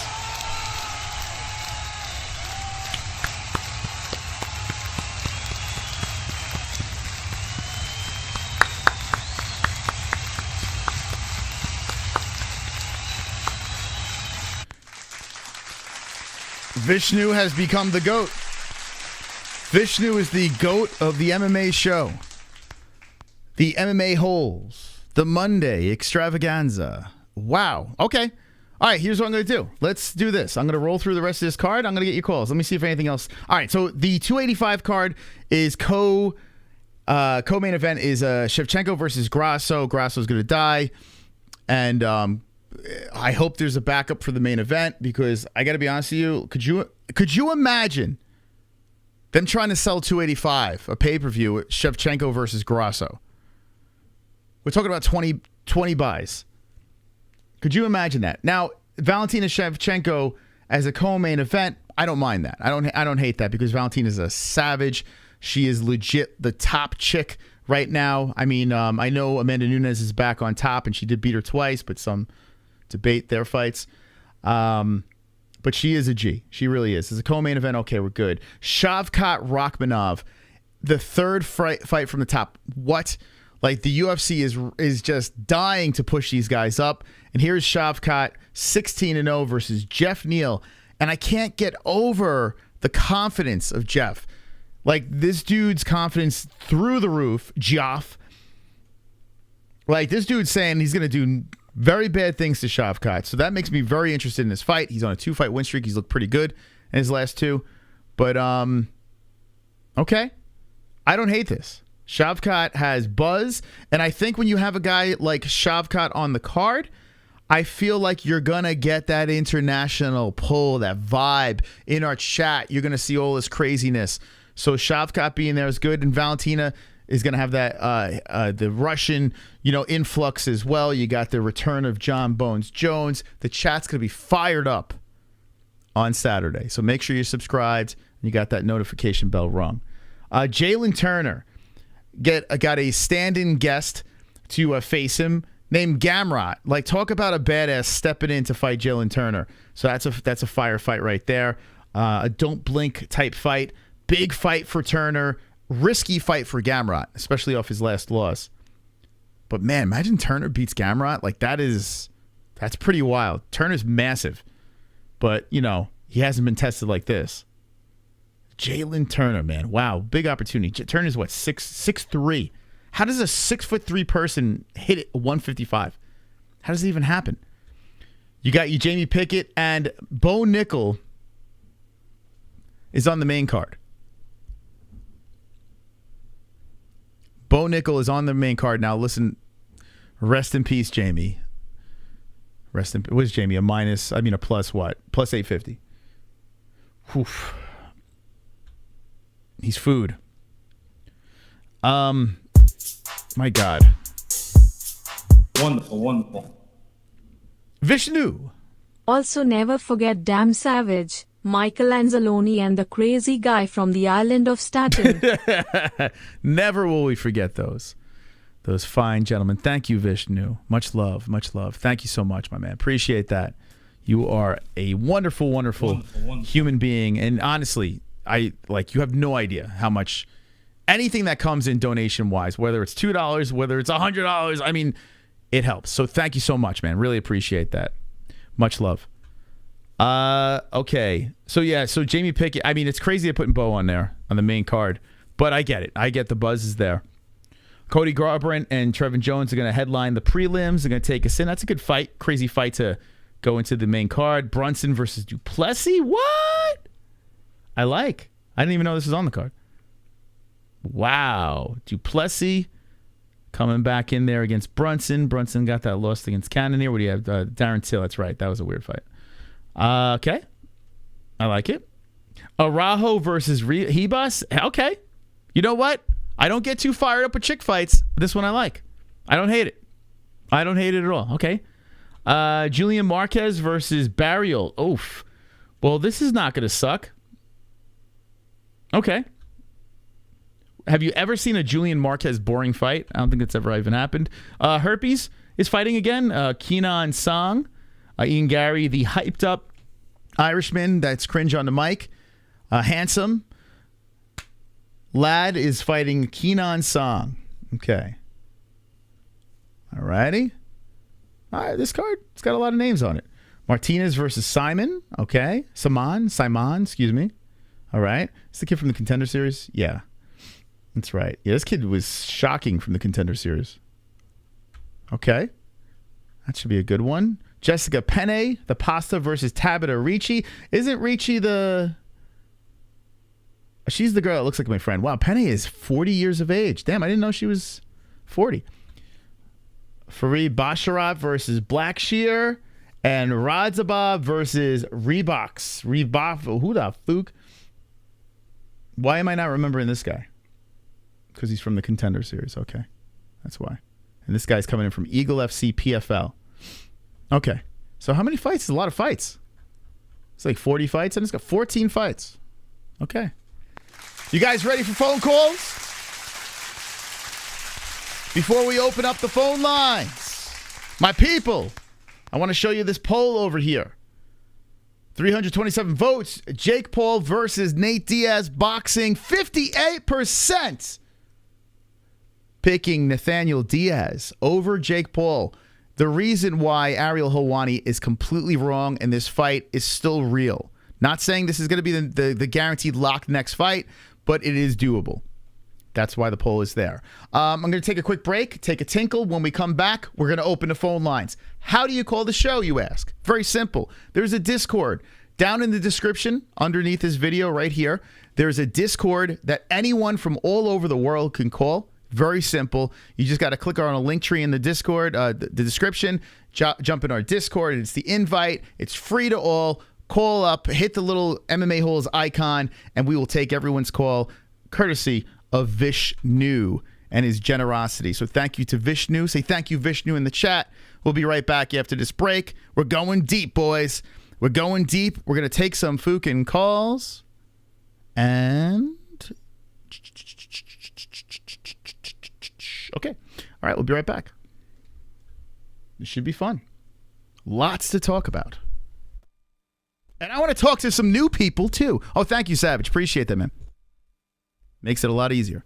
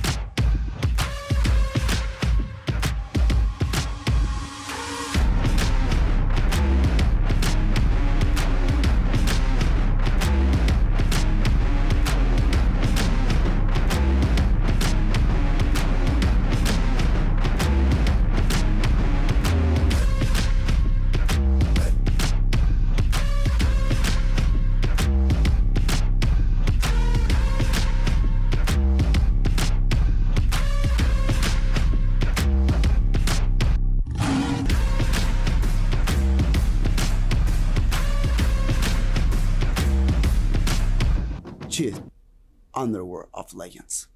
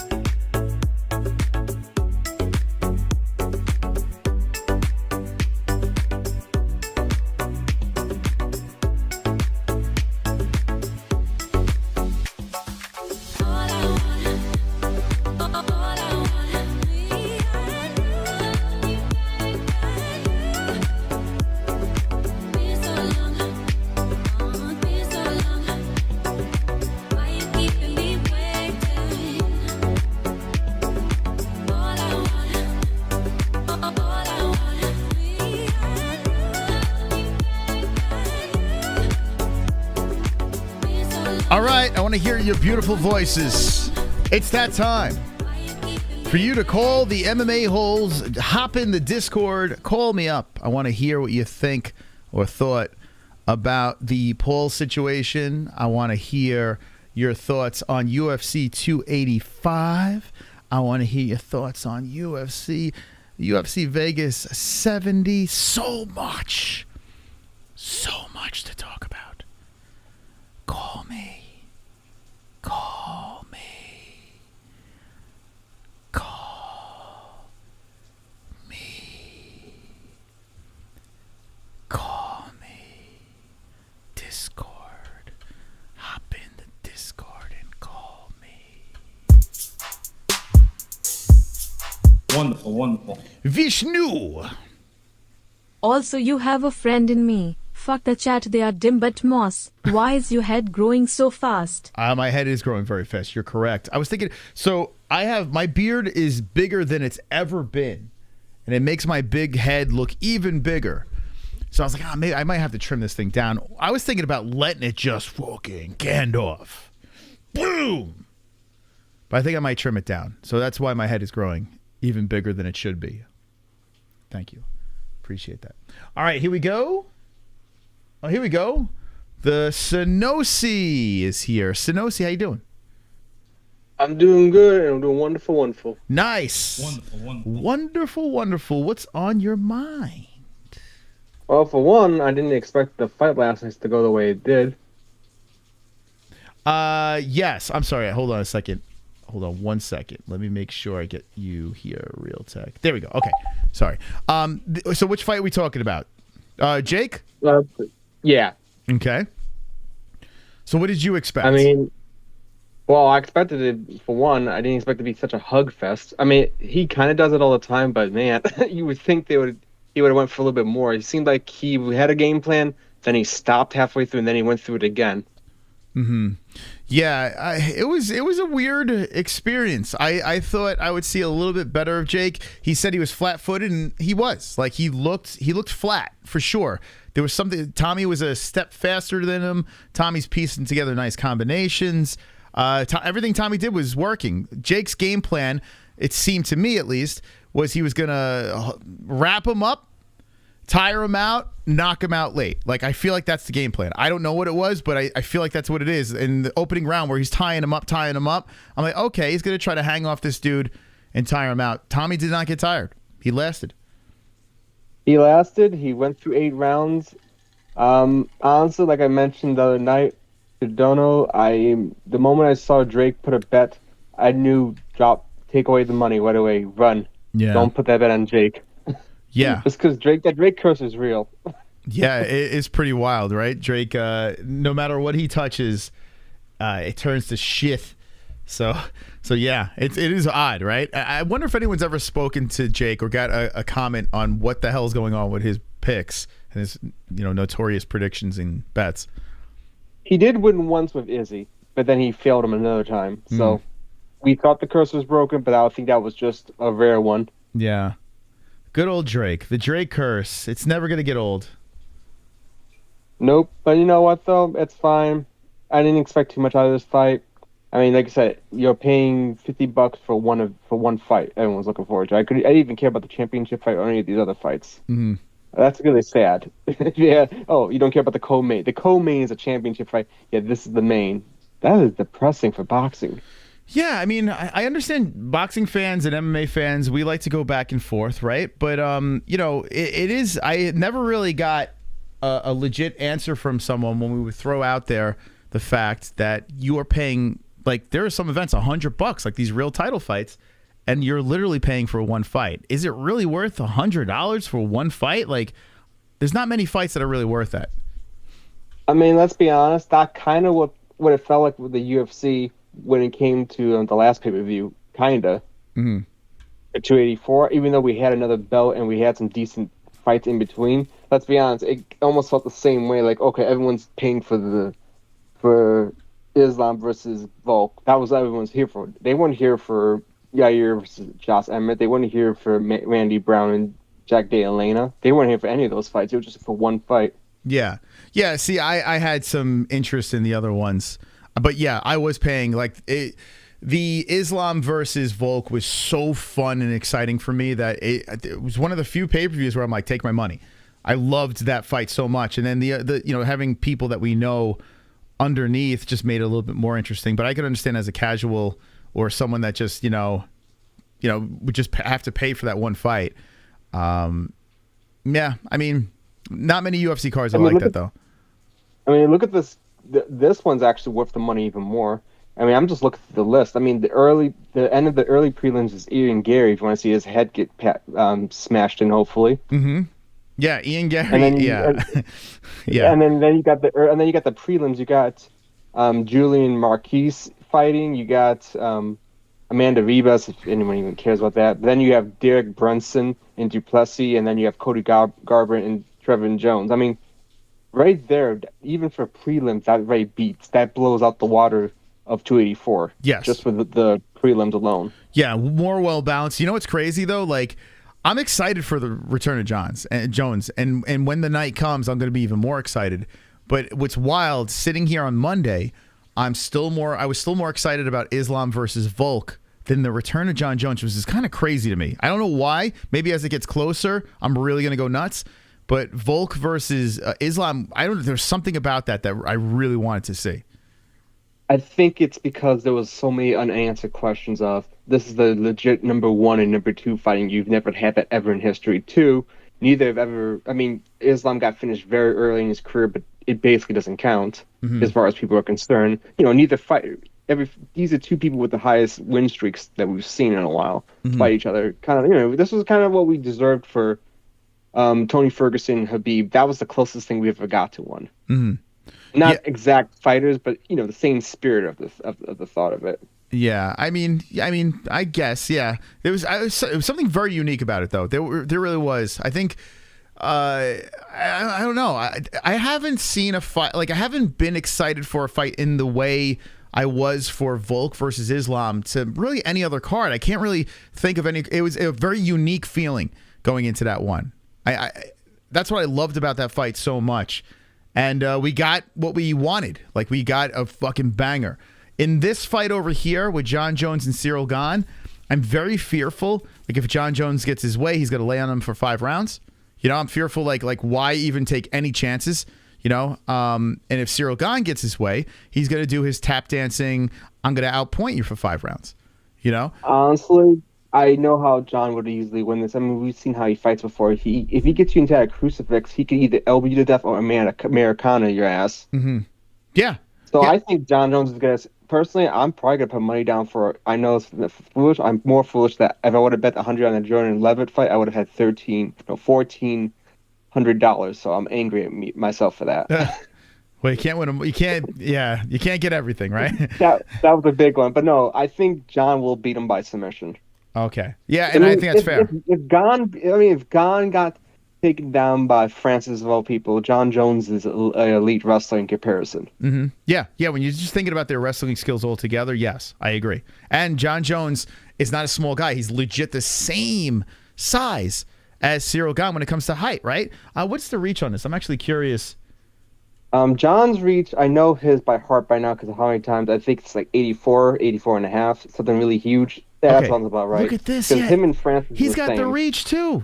84. I mean, but then again, he's got those long eye poking fingers. That's not fair, you know. How many eye pokes do you think he's going to be? Oh, you know what? I'm curious. Do they give him a break with the eye pokes, or they give him mittens? Well, you got to think about this. They usually give him like what, 2 strikes before they gave him a third one, and he never tries eye poking you more than twice in a fight. I feel like they may not give him as much leniency, but who knows? They are fixing the rules for him. This is incredible. The drugs and stuff. Yeah. Now he could pico. He's probably picogrammed up, ready to go. Same height, longer reach. Interesting. Very interesting. I didn't even think about checking the reach for some reason. I don't know why. Now here's the thing, John. I mean, his is not horrifying. It's 81 reach for Gon. It's not like he's not like he has T-Rex arms like most of his opponents. This is someone who actually has close to the same reach. Yeah, and the way Gon strikes too. I mean, it's not about his reach. It's about everything. His kicks, everything. This dude is such a good, probably one of the better heavyweight strikers we ever seen. You know, Gon is so fucking, his fight IQ is insane when it comes to the striking. So like it's weird. We're all looking at a GOAT, right? With Jon Jones. Jon's the GOAT. Jon's this. Jon's that. And we're all just looking past Ciryl Gane. It's kind of crazy. Like I have to keep on pulling myself back and saying, like I understand why people are betting on Ciryl. You have the long layoff. He's younger. He's been fighting at heavyweight. We've seen what he can do, and he can seriously hurt people at heavyweight. So I mean, he's 32 years of age. Jon's 35. I mean, it's not a terrible plus money bet on a guy on a long layoff. I'm actually surprised. Plus, there's also other. I'm surprised. Sorry, I was going to say. Yeah, you being an underdog person, I'm shocked that you're not like actually itching on this one. I'll have to see more throughout the week. Right now, it's saying Jon, but kind of like you, I gotta see where everything's going because this is a really hard. It's a toss because this is heavyweight. People get knocked out for less in this division. Mm-hmm. Yeah. It's. I mean, I'm telling you, if you like the under in this one, I kind of get it because of look at all the things that are actually against Jon Jones in this fight. He hasn't looked that great in his last 2 fights. He's on a long layoff. We've never seen him at heavyweight. Ciryl Gane is a freaking beast. But the gut feeling, as soon as Francis Ngannou left, all I'm thinking is Jon's taking this motherfucker down. Like that's the only, I can't get it out of my head. That's why I can't bet on Ciryl Gane, but I understand why people want to bet on Ciryl. But there was another factor too with the takedown I didn't think about till now. Francis is a bigger dude who went for the takedown. Yeah. He Jon might be the bigger of the two in terms of weight, which might help him. Wait, you said Jon might take him down with weight, you're saying? What are you saying?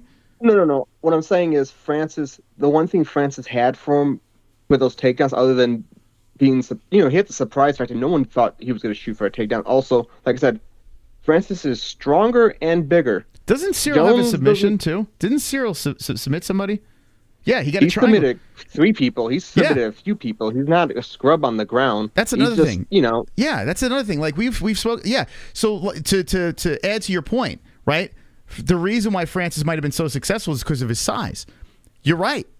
Like his massive size. Like Cyril's no joke. Like he can fight on the ground too. He's got some submissions. He's got the heel hook. He's got the arm triangle choke. What else has he got here? A front choke. I mean, he has all these different types of finishes. You usually see. I mean, he's TKO punches people. He's elbowed people. I mean, he did it to Junior Dos Santos. He can go through a decision for like Rosenstrike and Volkov, who are just as they're decent kickboxers too. They're not scrubs either. And then you got people like he submitted subpar people, but Dante Mays and Persona. A heel hook and a triangle choke. You don't see heel hooks come from heavyweights often. Mm-hmm.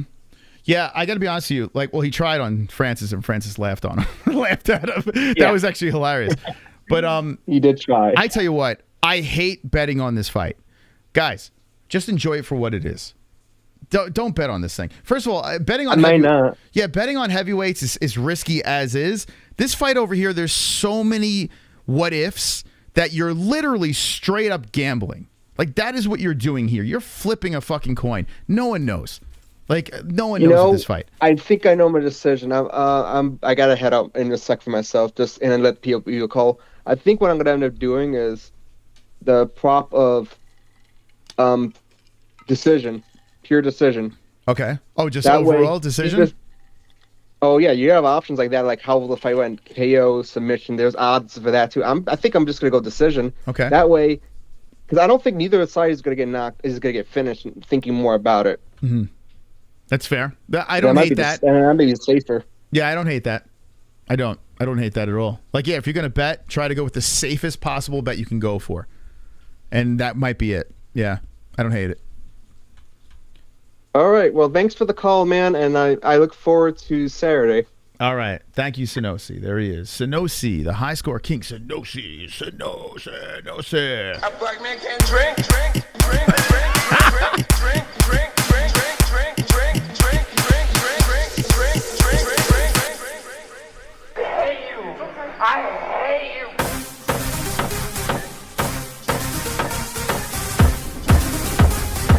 Let's get coked up, boys.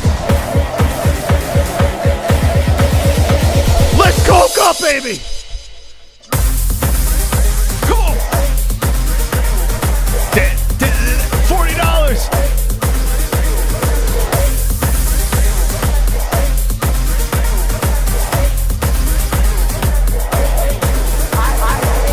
Yeah. A black man can't drink. Fucking legend right there. Legend. I love you, Moss. Vishnu.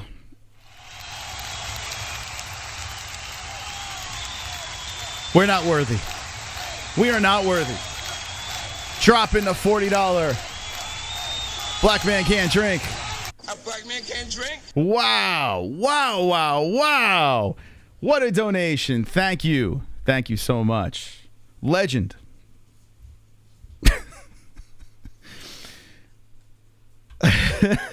So, like what we were saying with Sonosi about the betting on this fight over here. Listen, I am more leaning towards Jon Jones winning this thing, with taking him down, doing that whole thing. I think that is the key to victory for the guy. But like I said, long layoff, so many questions, and you can't count out Ciryl Gane in this fight. In any way, you can't. You just can't just blatantly count out this dude. I don't like betting on it. I will make my picks on Tapology. I will do that. But putting money on this thing, is anyone putting solid bets on this? I would steer clear. You got all these gambling shows out there. There's no way you can make an accurate assessment of this fight and go strong in a direction without just basically taking a guess. Long layoff. John looking a little suspect in his last two fights. Ciryl Gane. Is he just going to get taken down? But then he's got some submissions. Ciryl Gane is a fucking beast. Why are we forgetting how good Ciryl is? But then Jon Jones got the longer reach. Just that's the thing. If anything on this show, we joke around, we horse around, I make my mystical predictions. There are times where I go the whole stream and I'm like, guys, the ball is in play. I'm rubbing this thing. This person's going to win. And I got to be honest with you, anytime I said, hey, this is going to happen, this is a guaranteed lock, bet the house. Anytime I say bet the house or any of that stuff, I give you, like, with the Jorge Masvidal and the freaking Kamaru Usman situations, and there's been so many. Glover Teixeira, I was telling you guys, yo, this guy's he's gonna be a champ. You'll see. And then that happened over there. I was like, guys, it's gonna happen. Like, there are certain times where I could see things clear as day. There is no way you could see something clear as day like this in this fight. There's just no way. Enjoy it for what it is. Tune in on Saturday. Just enjoy it. If you get to throw money out there, make sure it's disposable income. It's not something that's gonna set you back if you lose. It's the best advice I can give you. All right, let's see what else we get here. Looks like Johnny Walker. Kevin from Chicago. How you doing? What's up, Bubba? How you doing? I'm doing wonderful. Wonderful. Yes. Yeah, good. As soon as I said that, Vishu came in with the big buck. Savage. 100. Savage, Kevin. You are like a mystical creature over here. We need you to say that more often. The mystical one. Gotta be the mystical one. Hey, how about this? Bellator champions. I didn't even watch. Did you watch Bellator on Saturday? Yeah, I watched that. I watched that fight. I was really intrigued, really looking forward to it. What did I Ended miss? up being a one-sided. Amasov, undefeated, 27-0, Bellator welterweight champion. Just a beast. And the talk of the town was after that, he's the best welterweight in the world. I did hear that. Yes, I did see it on Twitter. People were saying all that stuff. I was so uninterested in what was going on in Bellator over here that I don't really care, to be honest with you. Like, I don't know. Maybe I missed something good. Unanimous decision win. Shocker, a decision, right? 5 rounds of what? A beat down. Okay. He got lit up on the feet. He got taken down. He just got absolutely schooled. Okay. He looked like world class, and I gotta say I agree. All right. I think he's the best welterweight in the world. I think he can go to UFC today and beat anybody. Kamaru, Kobe, Leon. I think he beats them all. He's cut from that same Sambo cloth. He's a Sambo world champion. He's cut from that same cloth that Khabib and Islam is without the neck beard. He's a Slavic version of them. Okay. And I'm just telling you right now, the dude is an absolute beast. And you ask anybody, he trains at American Top Team with the best fighters in the world, and they all say the same thing. Jorge Masvidal, Mike Brown, Steve Mock, all of them. This dude is on another level. He's the best welterweight in the world. And people they dismiss him. They dismiss anybody that's not in the UFC. You're not in the UFC, you're no good, you're trash. Oh, you're B League, Bellator, blah, blah, blah. But the best fighters, the best coaches in the world all say this dude's the real deal. I mean, for example, look at Shavkat Rakhmonov. Like, did you know who he was a year ago? Like, who the hell was this dude? I remember when he came into the UFC, how everyone was sucking him off, and I started sucking him off as well. The guy looked very talented. Exactly. I mean, a year ago, he wasn't in the UFC, so they figured to just write him off. Like, who's this dude? He's not in the UFC. He's some foreigner that nobody knows of. He's trash. Then all of a sudden, he comes in the UFC, and he's dominating everybody. Yes. Destroying everybody. And now, since he's in the UFC, now he's a real deal. No, there's fighters all over the world that's world class. And a guy like Yaroslav Amasov, who's in the gym with the best in the world, American Top Team, who's won Gym of the year after year. They all say the same thing. But because he's not in the UFC, they all hate on him. You're a B level Bellator UFC reject. It's B level. It is B level. Let's be honest here. Bellator is not. I mean, come on. They have some good talent, but come on. In terms of the depth, it's not even close. Obviously, UFC got way more signed fighters. You look like the top 10. Yeah. Even top 20. It's way more depth. But there's certain standouts like the Johnny Eblin, the 185 pounder. Dude's a stud. I think he can go in there cause hell for Pereira and Izzy based on his wrestling ability. Now, Robert Whittaker, that's a bad matchup. But Amasov, he beats him. Okay. You remember Michael Chandler? He got knocked out in Bellator by a 145 pounder. The what's his name? Patricio? Yes. Patricio Pitbull. He got knocked out in 30 seconds. Well, they send him I over think that stop was a quick stoppage. I'm just going to throw it out there. I've always thought that was a little premature. I feel like you could have let it go a little bit longer. No? They probably could have let it go, but man, he got hurt badly. Either way, I mean, he got hurt badly. He got dropped right beyond the air. Yeah. Either way, so that happens. He goes to the UFC. He knocks out a perennial fan favorite, Dan Hooker, guy who goes 5 hard rounds with Dustin Poirier. Knocks him out in the first round. Then what happens? He's fighting for a world title. He's one punch away from knocking out the champ, Charles Oliveira. Okay. He flatlines Tony Ferguson. All right, can we talk? All right, I get what you're saying. I understand what you're saying, but can we talk about some of the 3 topics that we were talking about tonight? Maybe something relevant or no? Jake Paul. Yeah. Jake Paul. I'm hurt. He lost. I thought he was a world champion. Okay. I thought he was a world champion. Did you? Yeah. No, I mean, they tried to do their best to rob Tommy Fury, but the dude's cut from the furry cloth.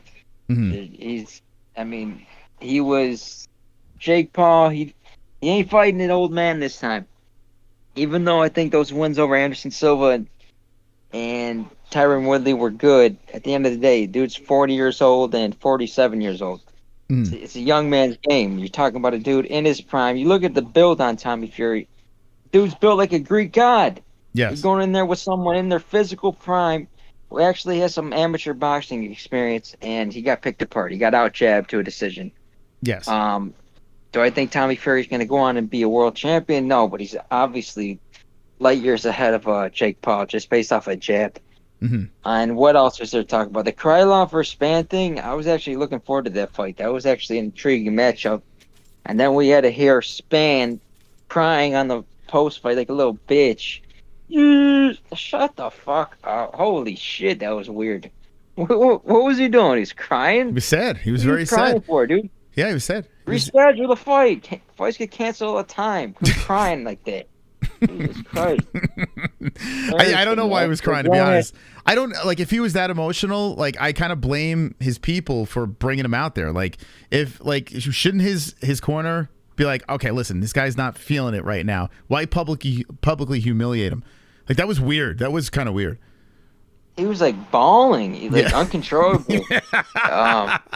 Dude, you're a grown ass man. Get yourself together. Yeah. Snap out of it. You do realize we would never say this to this man's face, right? Oh, of course not. Of course not. He would kill both of us in one shot. I think when he's looking back at it, he's gonna realize, oh man, what the hell? I look like an idiot. I think he would have agreed to that, but yeah, that was a good fight. See where they go from there. What else? That's it. They got the pay-per-view this weekend. Some really interesting fights. That Gamrot step up saved it. Gamrot stepping up really saved that pay-per-view card for me, because other than that, it's a beast move by him. That's very risky, taking that fight, but it doesn't save the card. What do you mean saves the card? I mean, for me, that pay-per-view, I mean, Jones versus Gane is not that intriguing to me. Jones versus Ngannou would have been a lot more intriguing, but no one's talking about Jones versus Gane. This fight's gonna flop. And then Shevchenko versus some other chick, care less. I'm interested to see what Bo Nickel could do, but he's gonna steamroll this dude. Yeah, it's kind of weird that throwing out on the main card just to see a murder happen. It's not gonna leave the second. It's not gonna leave the first round, right? I mean, this can't possibly pass the first round. No, I mean, unless he just gets on top and plays with his food, that's the only way I see it. Yeah. That's kind of crazy. His UFC debut, he's opening up on the main card. Like, what? That's nuts. That's like absolutely. Oh, well, he is 27 years of age, and I guess he's competed at the highest of levels with wrestling. But dude, it still feels weird, man. They know when they got someone on their hands. They got a star in the making. They're pushing him. I feel like they're doing the right thing. But this Gamrot Turner fight, this is high level shit. Turner is a beast, dude. 6'3". The way his last fight. Wait, hold your horses here. We got a donation. Moss, who is Cyril's best win in Who is Cyril's best win in the UFC? That Tuivasa fight, he ran him over. Like that was the most enjoyable to watch. Who's his best win? Cyril Gane. What do you think, Kevin? What would you say? Cyril Gane best win. The Russian? Hold on, let me pull it up here. Let's see. What's his name? Volkov? Volkov, yeah, definitely Volkov. Yeah, Volkov. When you're talking skill, well, Derek Lewis has looked like trash lately, so we can't go with Derek. No, it's Volkov. Biggie Boy. For I mean, sure, yeah, he went Volkov. to a decision with Biggie Boy. Dos Santos, former champion, the elbow, finished him in 2020. Dos Santos, a little bit past his prime there. Yeah. Yeah. Yeah, other than that, there's really not. I mean, Dontel, we saw how he looked lately. Tanner Bozer's just a crazy mullet. Yeah, I mean, if you look at it's kind of crazy. Like if you look at his resume, like you could make the argument like who did he fight? Like there are some decent names on here, but there's no like names that knock your socks off. So I kind of get that argument. That's heavyweight MMA. Yeah. That's heavyweight MMA in a nutshell. Just they seem to slide up their rankings fairly quickly. Yeah. Like this Pavlovich dude. Like where was he a year ago? Like no one even know who the hell he was, and all of a sudden he gets a couple knockouts, and next thing you know, he's the next big thing. My final points. This Jalen Turner, 6'3". You saw see what he did to Brad Fidel. absolutely destroyed him in 30 seconds. This is an interesting fight. That's the reason why I said save the card, because it's actually really competitive. Yeah. I mean, dude, I hate to say it. I'm rooting for Jalen Turner, man. I want to see this lanky, the 155 or rise up the rankings. This is massive for this dude. You know what I'm saying? Yeah, that's blasphemy. Polish power all the way. I know you're big Polish power, but I gotta be honest with you, Gamrot doesn't do it for me. Right? Let's see. Hold on. He knocked out his last knockout was a year or 2 months ago, right? You got a submission before that. So you got Holtzman, Jeremy Stevens, Diego Ferreira, the knockouts. Then you got Sarukian win, which was a solid win. That was a solid win. And then he got exposed by Dariush. Benny.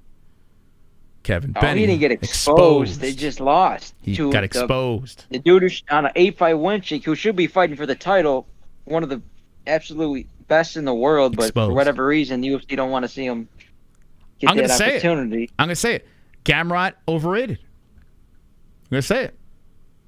No, he's not overrated. Overrated? People don't even know who he is, barely. He lost to a guy that looks like he should be taking his kids to school, like a guy that doesn't not even a fight. I mean, Beneil Dariush. I know Benny's good, but geez. Come on, Kevin. This guy might not be that good. Beneil Dariush is a beast. He is.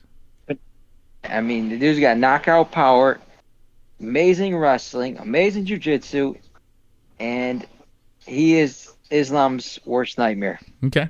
That's the only dude. Wait, you're saying Benny's going to beat Islam? Imagine that. That'd be nuts. Oh, my God. That would be crazy. You're saying that would you don't think Beneil's good? No, I think he's good. I think he is good. No, I know he's good. But I'm just saying, if he beats Islam Makhachev, dude, that's like the UFC's worst nightmare. I mean, you saw what a little 145-pound, 5'5" hobbit just did to him. That's the worst. I mean, well, who do you think wins, Beneil Dariush or Volkanovski? That would be a fun fight. Dariush, huh? He's got knockout power. He can't be taken down. He's quick.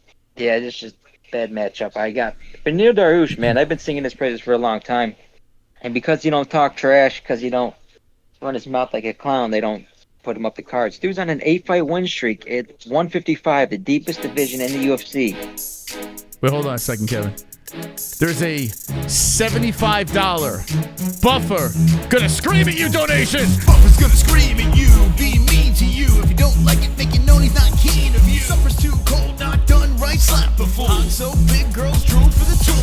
Failed out of school, Buffer's gonna scream at you. Unkept pool, Buffer's gonna scream at you. Netflix not renewed, Buffer's gonna scream at you. KEWL is not how you spell cool. Buffer's gonna scream. Road drugs in the mule, Buffer's gonna scream. Ran out of fuel, Buffer's gonna scream. Objection overruled, Buffer's gonna scream. Buffer's gonna scream. Buffer's gonna scream. 75 from Vishnu.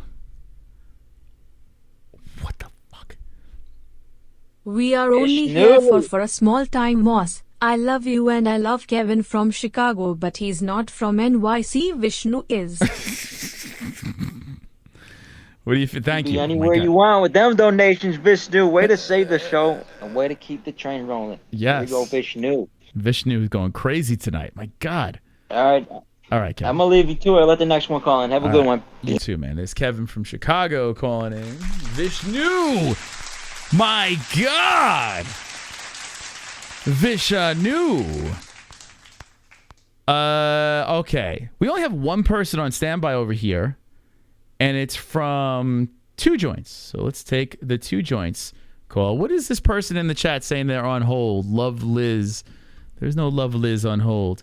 I took Savage first. Savage slipped in right when I was about to take Two Joints. Savage, could you believe this? Two Joints. I was literally clicking Two Joints and I hit you. You're in, Savage. How you doing? I'm good. So that's it. Boxing's dead again. Jake Paul came in. Sport was dying. He threw it on his shoulders like fucking Samwise Gamgee at the end of Lord of the Rings for Frodo. He tried to save it, but in the end, he couldn't fucking do it. That's right. Beat him. That's it. I mean, it's over. It's over. Everything's over now. We've lost our Muhammad Ali. That's it.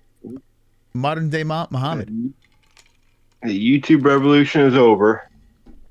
It's so terrible. It's like I just don't even want to talk about it anymore. It's crushing news. It's horrific, and now Jake is 6-1. Blemish. Wonderful, wonderful. Hold on a second. We got Chubbs coming in. Valentina going to knock Alexa out so bad, she's going to wake up in ICE custody. I don't disagree. Does Alexa Grasso have any shot? Everybody's got some type of shot, but no, I don't think Valentina's losing her belt anytime soon. Imagine so Valentina runs over Grasso and Jon Jones runs over Cyril Gane, like 2 first round, just quick destruction finishes. Imagine that shit.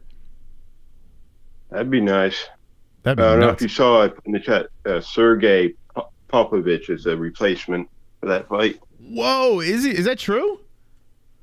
Yep. I put it in the Discord. I think MMA Orbit reported it from Ali Abdelaziz. Oh, well, Ali's notorious for fake news. But wait, Sergey is Ali an Ali guy too?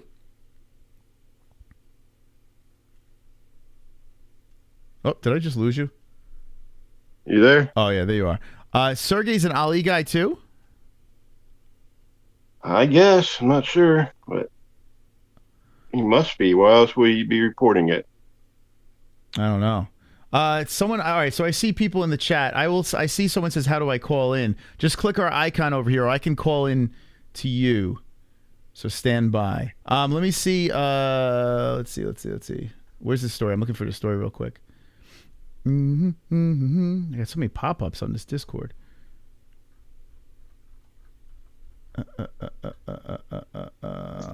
Give me 1 second here. Got it. All right, here we go. Pavlovich, MMA Orbit. Sergey Pavlovich. Let's see. What's this about? Let me see how. Sergey Pavlovich will weigh in as the backup fighter for UFC 285 main event per Ali Abdelaziz. Let's go to Ali. See, Ali's like. Sometimes he just he's so full of fake news and shit. I can't really, but that would be something else. Oh, who else is going to be? Blades? I thought it was, but then Blades, he has a fight, right? Didn't he get locked up with somebody? I can't remember who they put him against. All right. Okay. I see the new people in the Discord. Sorry. What else you got there, Drunk? Or Damn Savage, excuse me. You saw the change the fucking rules and shit for the picograms and shit. I was thinking, everyone's thinking it's for Jon Jones. What if it's for McGregor? They're scared of him fucking popping. So he changed it. It could be. Yeah, it's very possible. McGregor coming in, coaching the Ultimate Fighter. Well, you can pulse. You can you can microdose or whatever the hell it's called. Pico. I don't know what is it called. It's kind of crazy. Risk the golden goose. Yeah, it's weird, man, that they changed that rule. Like everything that he got in trouble. So everything he got in trouble for is just out the window now. Like that makes no sense.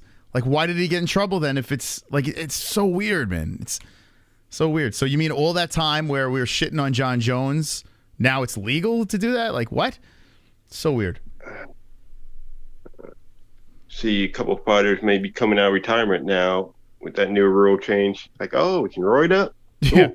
Yeah. How many people got screwed because of that? A lot of people. You know, like that's weird. It's weird that they would do that, but all right. I think they should just let them all do steroids. That's it. Just fucking let it. Steroids for everybody. Pride days. What's that? Go back to the Pride FC days. Everybody juice to the gills. Yeah. Yeah. That's what I think they should do. Let's go back. Let's move backwards. All right. And lastly, you see a Power Slap isn't going to be a pay-per-view anymore. It's going to be free on Rumble. Oh,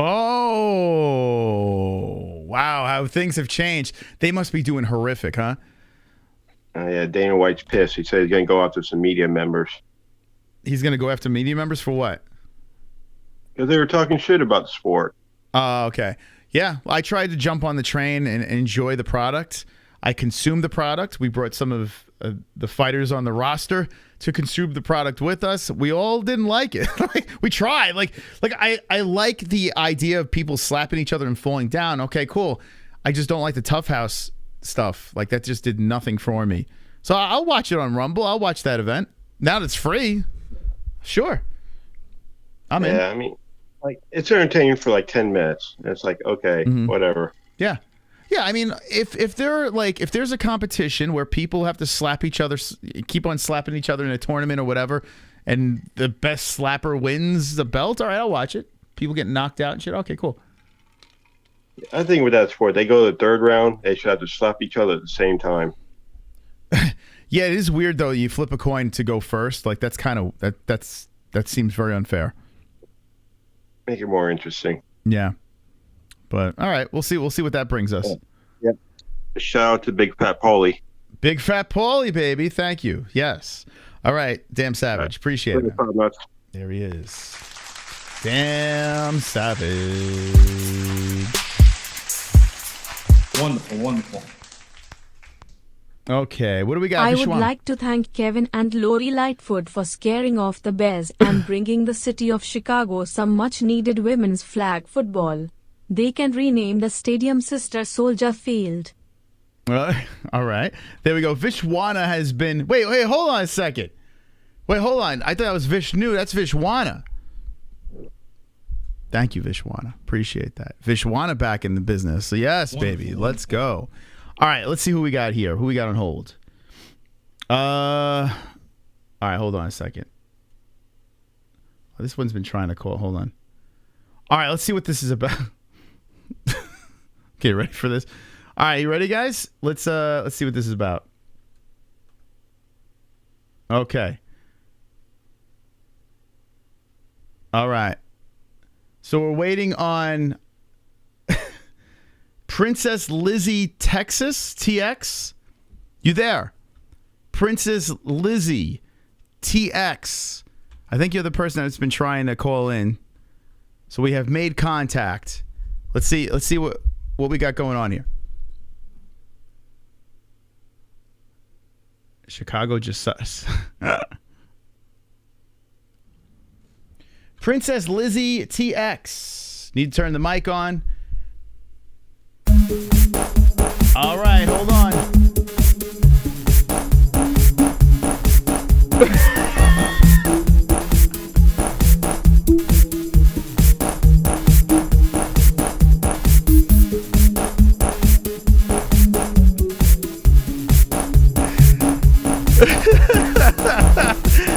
Oh, God.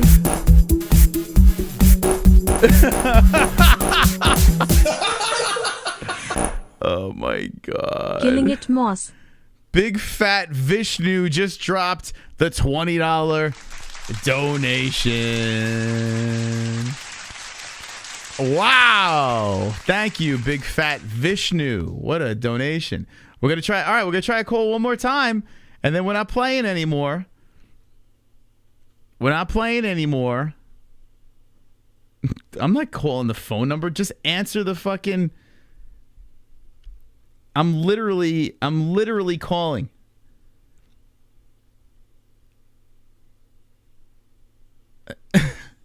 What is going on here? I am literally calling. Have the app open. Hit the voice icon thing. Do not hit the camera. You don't have to show yourself. Hit the voice icon, the little microphone thing on there. And put on your best female voice you could put on. Paulie went running. Big fat Vishnu calling in. Yeah. Boo. Okay. That's not going to work. All right. We tried. Princess Lizzie, Texas. 2 joints. Here we go. Oh, we got 2 people. Okay, here we go. 2 joints. You there? Christopher, how are you doing, brother? I'm doing wonderful. Wonderful. I appreciate the fact that you're still keeping the call-ins going on, buddy. I just kind of woke up a little while ago, so nice. I'm impressed at your kindness, Moss. You have come a long way in the last 6 years that we've been friends. Thank you. And I really appreciate you for that. Thank you. Well, you could blame Vishnu for that. Oh, Vishnu's a hell of a nice lady. I'm just it's just a quick call, Moss. The fights were pretty good on the weekend. I mean, was super impressed with Jordan Leavitt. I mean, a friend of the show and a super humble guy, and those kind of wins kind of put a smile on your face. You know what I mean? So. They do, yes. When Jordan won, I was genuinely thrilled. Like, I was very, very happy. that Jordan got the win. The fuck was that? What was that? Did you just hit No, it's a pretty jack? tremendous. What was that? What was that noise? No, oh Moss, it's my cell phone. I've got a bunch of notifications from messages I missed. Like I said, I just woke up, man. It's just been. Okay. I didn't call to be a little bitch, but I've just been shoveling snow for days here, bro. Like it's 3 feet outside my place. Like it's just been fucking nuts. So, but yeah, Moss, just a quick little word on your Rangers there. I don't know if they've acquired Patrick Kane yet from the Blackhawks, but that seems to be about 95% going to be happening. Like, I mean, they just got Tarasenko last week, and now if they can pick up Kaner, I mean, dude, that's a guy with the Stanley Cup win, and you know he's a veteran, and I hope you guys get him. That would be insane if they got him. That would be absolutely insane. Yeah, they're missing. They're missing. They're definitely like they're good, but they're not quite there. They're missing pieces. There's no doubt about it. Well, I hate to sound like a Mr. Know-it-all, but man, that Eastern Division it's just gotten way tougher, Mossy. Like fucking Boston, like they just got 2 decent guys from Washington, so now they're all jacked up. And then Jersey just traded the other day for a guy from San Jose, Timo Meier, a really good young guy, really fast, 27, 28. So I just think the whole Eastern Conference, man, like even Toronto's not too bad. So we'll just have to see what happens. But I mean, fuck, I'm sorry, Moss. I'm still half awake, but just a quick call. I just want to say you and Jesse are just some of my best people. All the people in the chat room, they're all my friends, and let's just have a great night, and we'll talk to you some other time, Moss. Okay. I'm too tired. Thank you, Two Joints. Thank you. Talking hockey with Two Joints from Canada. Yeah, my Rangers, well, they won the other night, but need some work. The Knitter. Let's end the show with the beautiful Knitter. Ann H, you there? Yes, I'm here. Okay. How you doing, Ann? Wonderful. Wonderful. All right, Ann. Listen, so much happened this weekend. What a way to end the show. But with the beautiful Knitter. And what did you think about the fights? I like the fights. They were good. I liked it. They weren't boring. Okay. And do you think this is it? Jake Paul, Dunzo? We're rid of the Jake Paul. No, don't talk about Jake Paul. Okay. Anyway, MMA. Back to the fight. Okay. I don't want to hear anything about him. Yeah, I was real happy that the Monkey King got his win. That was great. I was like you. I was so excited. I was jumping up and down. It was cool. That was right? great. It's so cool, man. Like I love like when people come on the show and like they're genuinely just cool human beings, and we learn about them, and they interact with the chat, and it's fun. Like you want to root for them even more, And Jordan Leavitt's just such a cool dude. So to see him get that win, know how much it meant to him, know what's on the line. Best Valley Girl accent. Hold on, in. Uh-oh. Like, oh my God. Oh boy, Vishnu is going crazy. My God. My God. Vishnu going Really? nuts. Look at that butt. Ariel Helwani slapping the ass. Slapping their asses. Late on a Monday. Oh my God. Wow. Look at that. I'm not a lady. Why are you retarded? Two joints. I did notice that. Yeah. Vishnu is the husband of Vishwana. God. Vishwana. All right.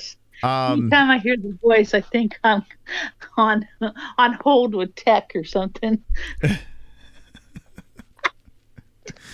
Every time I hear it, I'm just like, really? I have a hard enough time listening and actually trying to follow direction with those people with anything that goes wrong with the dish or internet or anything I have.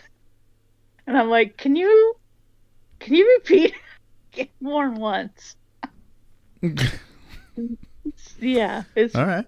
But I can hear her pretty good though. She's a little more clearer. Good. That's good. I'm happy to hear that, Ann. I'm happy to hear that. But okay, with the fights back up because I'm on my phone, so I can't see. Yes. Anyway, the fights of the weekend. Yeah, it was. That's too bad the main got canceled. That kind of sucked. But I guess like he was sick earlier before, like they were saying. I guess they were trying, but and what's his name was crying. I saw that. Why was he crying so hard? It's like, dude, you'll be able to probably reschedule. that was very interesting. He was very sad. It was a sad moment. Yeah. And we all saw it with our own eyes. And we're like, okay, what's going on here? Like, what's happened? Get this guy out of here, man. But yeah, he had a little bit of a breakdown. I mean, I guess it's a bummer, man. Like, you're training, you're going through this whole camp. Your mindset is to go in a cage and beat up another human being. And then at the very last minute, the other human being says, well, I can't fight.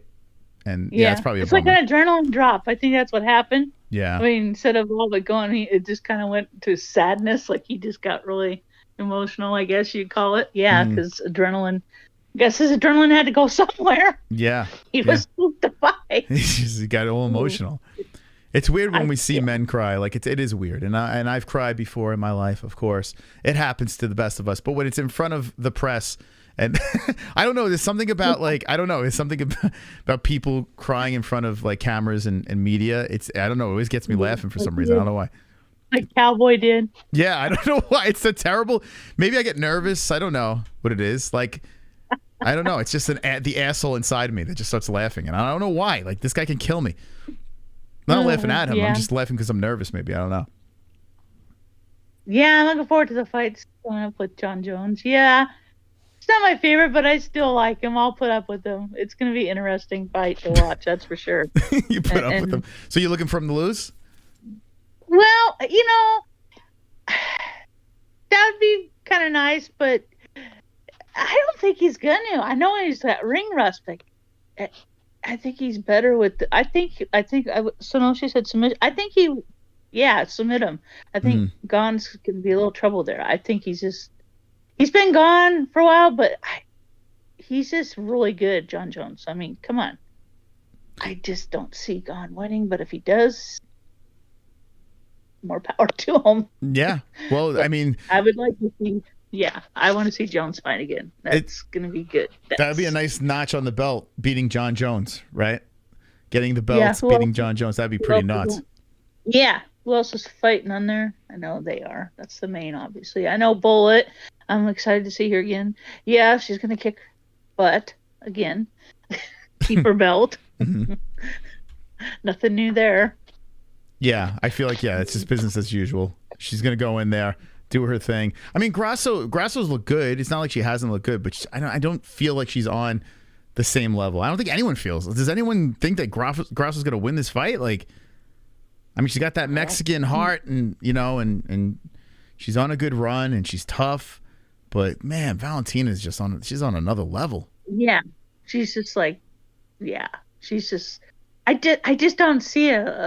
I mean, she's good, but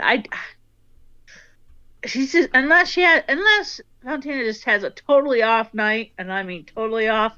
I just can't see her losing because she's just been so strong lately in her fights, and But hey, you never know. We've seen it before. We saw some of the others lose their belts last year, so you never know. Could happen again. Yeah, she's what kind of underdog is she? Let's see. Shevchenko, she's a plus 412. I thought she'd be a bigger underdog, to be honest, but yeah, 412, it's still pretty big. What I've noticed a lot on these betting sites, which I go into a lot of, follow a lot of these guys, learning stuff. But I notice a lot of them when they give their pointers, they don't really bet on the women fights. I'm starting to stop too. Like, I don't know what's going on. I can't get those women fights right. Like, it's weird. I don't know why. But it is weird because I go and look at all those, and a lot of them on there, they'll talk, but they don't put any money on it. They'll say what their best ones that they're going to go for, or all that, but they will not. I never see them betting on the women fights hardly at all. The only thing is if if it's like a decision, like I like betting them for decisions. That's always a good bet, Oh no. Oh my goodness. Oh, I gotta go downstairs. Okay. They're gonna keep working. All right, Ann. Listen. What? All right, Ann. They're gonna keep working. Oh, what is going on? That's embarrassing. Okay. That's totally embarrassing. What? Okay, now I'm downstairs. What just happened? What happened? The dogs do it every time someone walks by. The ring goes off, and so the dogs are going nuts. So. Ah. Okay. Loud. I I getting attacked or guess something. remember. All right. Wolf you're okay. pack. It's a wolf pack. It's a bunch of sober Carls in the chat coming after you. Yep. Okay. Yep. All right. Well, Ann, And now I'm trapped in the room with the cat, the only cat. nice. You're trapped in a room with your pussy. I got it. I heard you. That's right. My pussy. 2 pussies. There we go. Very nice. This is exciting to know. One's on the chair. So. Get it? Whoa! Whoa! Woohoo! Hey, how you doing? My gosh. Oh my god. Well, Ann, listen. Hi, Lady Chris. Love Jesse too. Love you too, It's Ann. great. I love you too. Everything about you guys, and love the MMA-Holes. Keep doing what you're doing. Don't let Okay. anybody tell you to do anything else. All right, Ann. 'Cause you know and I know. You ain't gonna change anything. That's right. Thank you, Ann. Yeah. You have a wonderful, wonderful night, okay? I will. You too. Thank you. Wonderful, wonderful. Bye. Okay. There's Ann H calling in. Wow. Ann H, the delightful Ann H, getting attacked by animals, running down the stairs with her pussy, and doing her thing. What a show tonight. We've been live very long. We need to get out of here. It's been very, very long, epic marathon stream, but I enjoyed it. I enjoyed speaking to the people. I enjoyed talking about our topics tonight. If there's anything else you want to talk about in the comments section, do it down below in the comments when this thing is done and processed. I appreciate all love, much respect to the people out there. It's time to go. Ladies and gentlemen, we'll be back live Wednesday night with Jordan Leavitt. That's right, the Monkey King coming on the show fresh off his big win, the ground and pound domination that happened on Saturday night. That's right, Jordan Leavitt got a knockout Saturday night. He's coming back on the show Wednesday to discuss the knockout and some other craziness. I appreciate all the support from the chat, whether it was the likes and the donations. You guys are wonderful, wonderful, but it's time to go. People, thank you again for stopping by, and don't be an a-hole, be an MMA hole. I'm coming. I'm coming! Get out! Get out now!